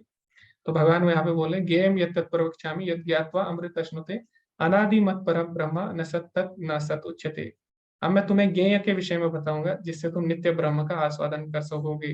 ये जो ब्रह्म है, तो भगवान बोल रहे हैं इसमें अनादि मत पर ब्रह्म, ठीक है। तो इसमें ब्रह्म की चर्चा होती है। फिर सर्वथा पाणिपादम जो मैंने अभी बोला, फिर सर्वेंद्रिय गुणाभासम सर्वेंद्रिय विवर्जितम, ये भी मैंने अभी आपको बताया है ना। तो इसमें इसमें जितने भी आप श्लोक पढ़ोगे 13 से लेके आगे 18 तक, उसमें भगवान केवल निराकार की बात करते हैं। ज्योति सामपि तत् ज्योति, कि सारे प्रकाशों में जो प्रकाश है वो मैं ही हूँ, ठीक है। तो यहाँ पे निराकारवादी बोलते हैं भगवान प्रकाश है। ज्योति सामपि तत् ज्योति तमसा परम उच्यते, है ना। तो ये 13वें अध्याय में आपको मिल जाएंगे। और जो निराकारवादी होगा वो ढूंढ ही लेगा प्रभु जी निराकार सब चीज, ठीक है। तो भगवान ने इस तरह रचना की है भगवत गीता की या शास्त्रों की, इसमें सब चीज आपको मिल जाएंगी, है ना। तो जो भोगी होगा उसे भोग मिल जाएगा, इसमें कर्म कांड मिल जाएगा। जो निराकारवादी होगा उसको निराकार मिल जाएगा, और भक्त होगा उसको भक्ति मिल जाएगी, ठीक है। तो वेद को कल्पतरु भी बोला गया ना। कल्पतरु मतलब उसमें सारी चीजें, सब इच्छाएं पूरी हो जाएंगी आपकी। लेकिन श्रीमद् भागवतम जो है क्या है, निगम कल्पतरु गलितम फलम। जो हमारे वेद हैं कल्पतरु हैं, लेकिन जो उनका पका हुआ फल है वो है श्रीमद् भागवतम, है ना। तो हमें पके हुए फल को खाना है, ठीक है। हमें पूरे वृक्ष से कोई लेना देना नहीं है। तो पका हुआ फल क्या है, वो है भक्ति। तो यहाँ पे चर्चा हुई, तो भक्ति मेन है ये। सब भगवान भी बोल रहे हैं भक्त्या माम भी जाना थी, भक्ति ही केवल मुझे समझ सकता है ना। तो जो निराकारवादी हैं, जो भोगी हैं, कर्मकांडी, वो भी समझते हैं लेकिन वो पूरी तरह नहीं समझ सकते। तो इसीलिए हमें भक्ति की दृष्टि से चीजों को देखना चाहिए, जैसे प्रभुपाद जी ने देखा है। प्रभुपाद जी ने भक्ति की दृष्टि से ट्रांसलेट किया है ना भगवत गीता यथारूप को। इसीलिए जो ज्ञानी होते हैं, जो निराकारवादी होते हैं, उनको पसंद नहीं आती। जो भक्त होते हैं उनको अच्छी लगती है प्रभुपाद जी की टीकाएं। तो भक्ति केवल भगवान को जान सकता है, इसीलिए हमें उसकी दृष्टि से चीजों को देखना है। अब प्रभुपाद जी ने किस तरह से उन श्लोकों को समझाया जिसमें निराकारवाद है, उसको आप पढ़ोगे तो आपको लगेगा ये वास्तव में निराकारवाद नहीं है। ठीक है, ओके। किसी को कुछ पूछना है या कोई बिंदु हो जो छूट गया हो तो आप बता सकते हैं, या कुछ चर्चा करनी हो तो आप हैंड रेज कर सकते हैं। ओके, किसी का कोई डाउट नहीं है। ओके, तो समय भी हो चुका है। धन्यवाद आप सभी का अंत तक बने रहने के लिए, सारे लोग बने रहे। धन्यवाद सभी का। वांछा कल्पतरुभ्यश्च कृपा सिंधुभ्यश्च पतितनां पावनेभ्यो वैष्णवेभ्यो नमो नमः। अनंत कोटि वैष्णव वृंद की जय, श्रील प्रभुपाद की जय। अभी इसकी परीक्षा कब होगी ये आपको सूचित कर दिया जाएगा, और अगले सप्ताह हो सकता है क्लास ना हो क्योंकि त्योहार है, और त्योहार भी है और बहुत लोग ट्रेवल भी करते हैं। ठीक है, तो हाँ, जो भी होगा आपको सूचित कर दिया जाएगा। जी माता जी, हरे कृष्णा। बंगाली माता जी। हरे कृष्णा। प्रभु जी, अभी अभी चेतन प्रभु जी ने जो हमारा ग्रुप है उसमें एक मैसेज डाला है कि Hare Krishna devotees, are you ready for exam next week? तो प्रभु जी नेक्स्ट हाँ वीक तो माता जी वो पूछ रहे आर यू रेडी, वो ये नहीं बोल रहे कि आप रेडी हो जाइए। हाँ, जी तो क्योंकि नेक्स्ट वीक तो हाँ प्रभु जी हाँ माता जी, वो जस्ट पूछ रहे हैं आपसे, तो आप अपना कंसर्न बता सकते हैं। आप बता सकते हैं कि अगले हफ्ते त्योहार है, तो प्रभु जी जस्ट आपसे डिस्कस करना चाहते हैं। हाँ, जी जी उन्होंने जी। उन्होंने बोला नहीं है कि अगले हफ्ते एग्जाम, वो पूछ रहे हैं और आपसे, डिस्कस करना चाहते हाँ, और प्रभु जी इस पूरे यूनिट 2 में कोई असाइनमेंट भी अभी हुआ नहीं, मतलब दिया नहीं है। हैं। ओके जी माता जी, तो भेज दिया जाएगा अभी प्रभु जी द्वारा। ठीक है, तो जी जो भी असाइनमेंट रिलेटेड जो भी क्वेरीज है एग्जाम रिलेटेड, वो आप ग्रुप में पूछ सकते हैं चेतन प्रभु जी से, क्योंकि जी असाइनमेंट प्रभु जी संभाल रहे हैं, असाइनमेंट और एग्जाम का प्रभु जी संभालेंगे, तो आप उनसे डायरेक्ट पूछ सकते हैं अगर ऐसी कोई क्वेरी है। ओके प्रभु जी, थैंक यू। हरे जी कृष्णा। माता जी, हरे कृष्णा। जी हरे कृष्णा पुष्कर प्रभु जी। हरे कृष्णा प्रभु जी, आपकी आवाज नहीं आ रही है। जी हरे कृष्णा ममता माता जी। हरे कृष्णा प्रभु जी। जी माता जी बोलिए। प्रभु जी नेक्स्ट मंथ में कर दीजिए, क्योंकि अभी इस समय त्योहार है, हम लोग बाहर जी जाएंगे जी तो रहेंगे। जी माता जी, वही मैं आपको बताना चाह रहा हूँ कि अभी अगले हफ्ते बहुत ही इम्पॉसिबल है, और मेरे लिए भी असंभव है क्योंकि मैं भी शायद उस समय ट्रेवल कर रहा हूँ। तो हाँ, अगले सप्ताह माता जी हो सकता है हम ना करें, तो उसको पोस्टपोन ही करेंगे माता जी। ठीक है, जैसा भी आपको कन्वीनियंट होगा उस हिसाब से किया जाएगा। आप ग्रुप में जी बता दीजिए जो भी आपके कंसर्न है माता जी। जी प्रभु जी। जी जी माता जी, हरे हरे कृष्णा कृष्ण। प्रभु जी, दंडवत। ओके ओके, हरे कृष्ण माता जी, धन्यवाद प्रणाम। जी प्रभु जी, समरी बाकी है अभी 12वीं, जो दूसरी यूनिट है उसकी। जी प्रभु जी, तो वो हम कर सकते हैं अगले एग्जाम के बाद या फिर एग्जाम से एक दिन पहले, वो हम कभी भी कर सकते हैं। धन्यवाद प्रभु जी याद दिलाने की। तो एक हम समरी भी प्रेजेंट कर सकते हैं, सारे ग्रुप मिलके 2-2 चैप्टर सब समझा सकते हैं। ओके जी, धन्यवाद सभी का। हरे कृष्णा। श्रील प्रभुपाद की जय। हरे कृष्णा।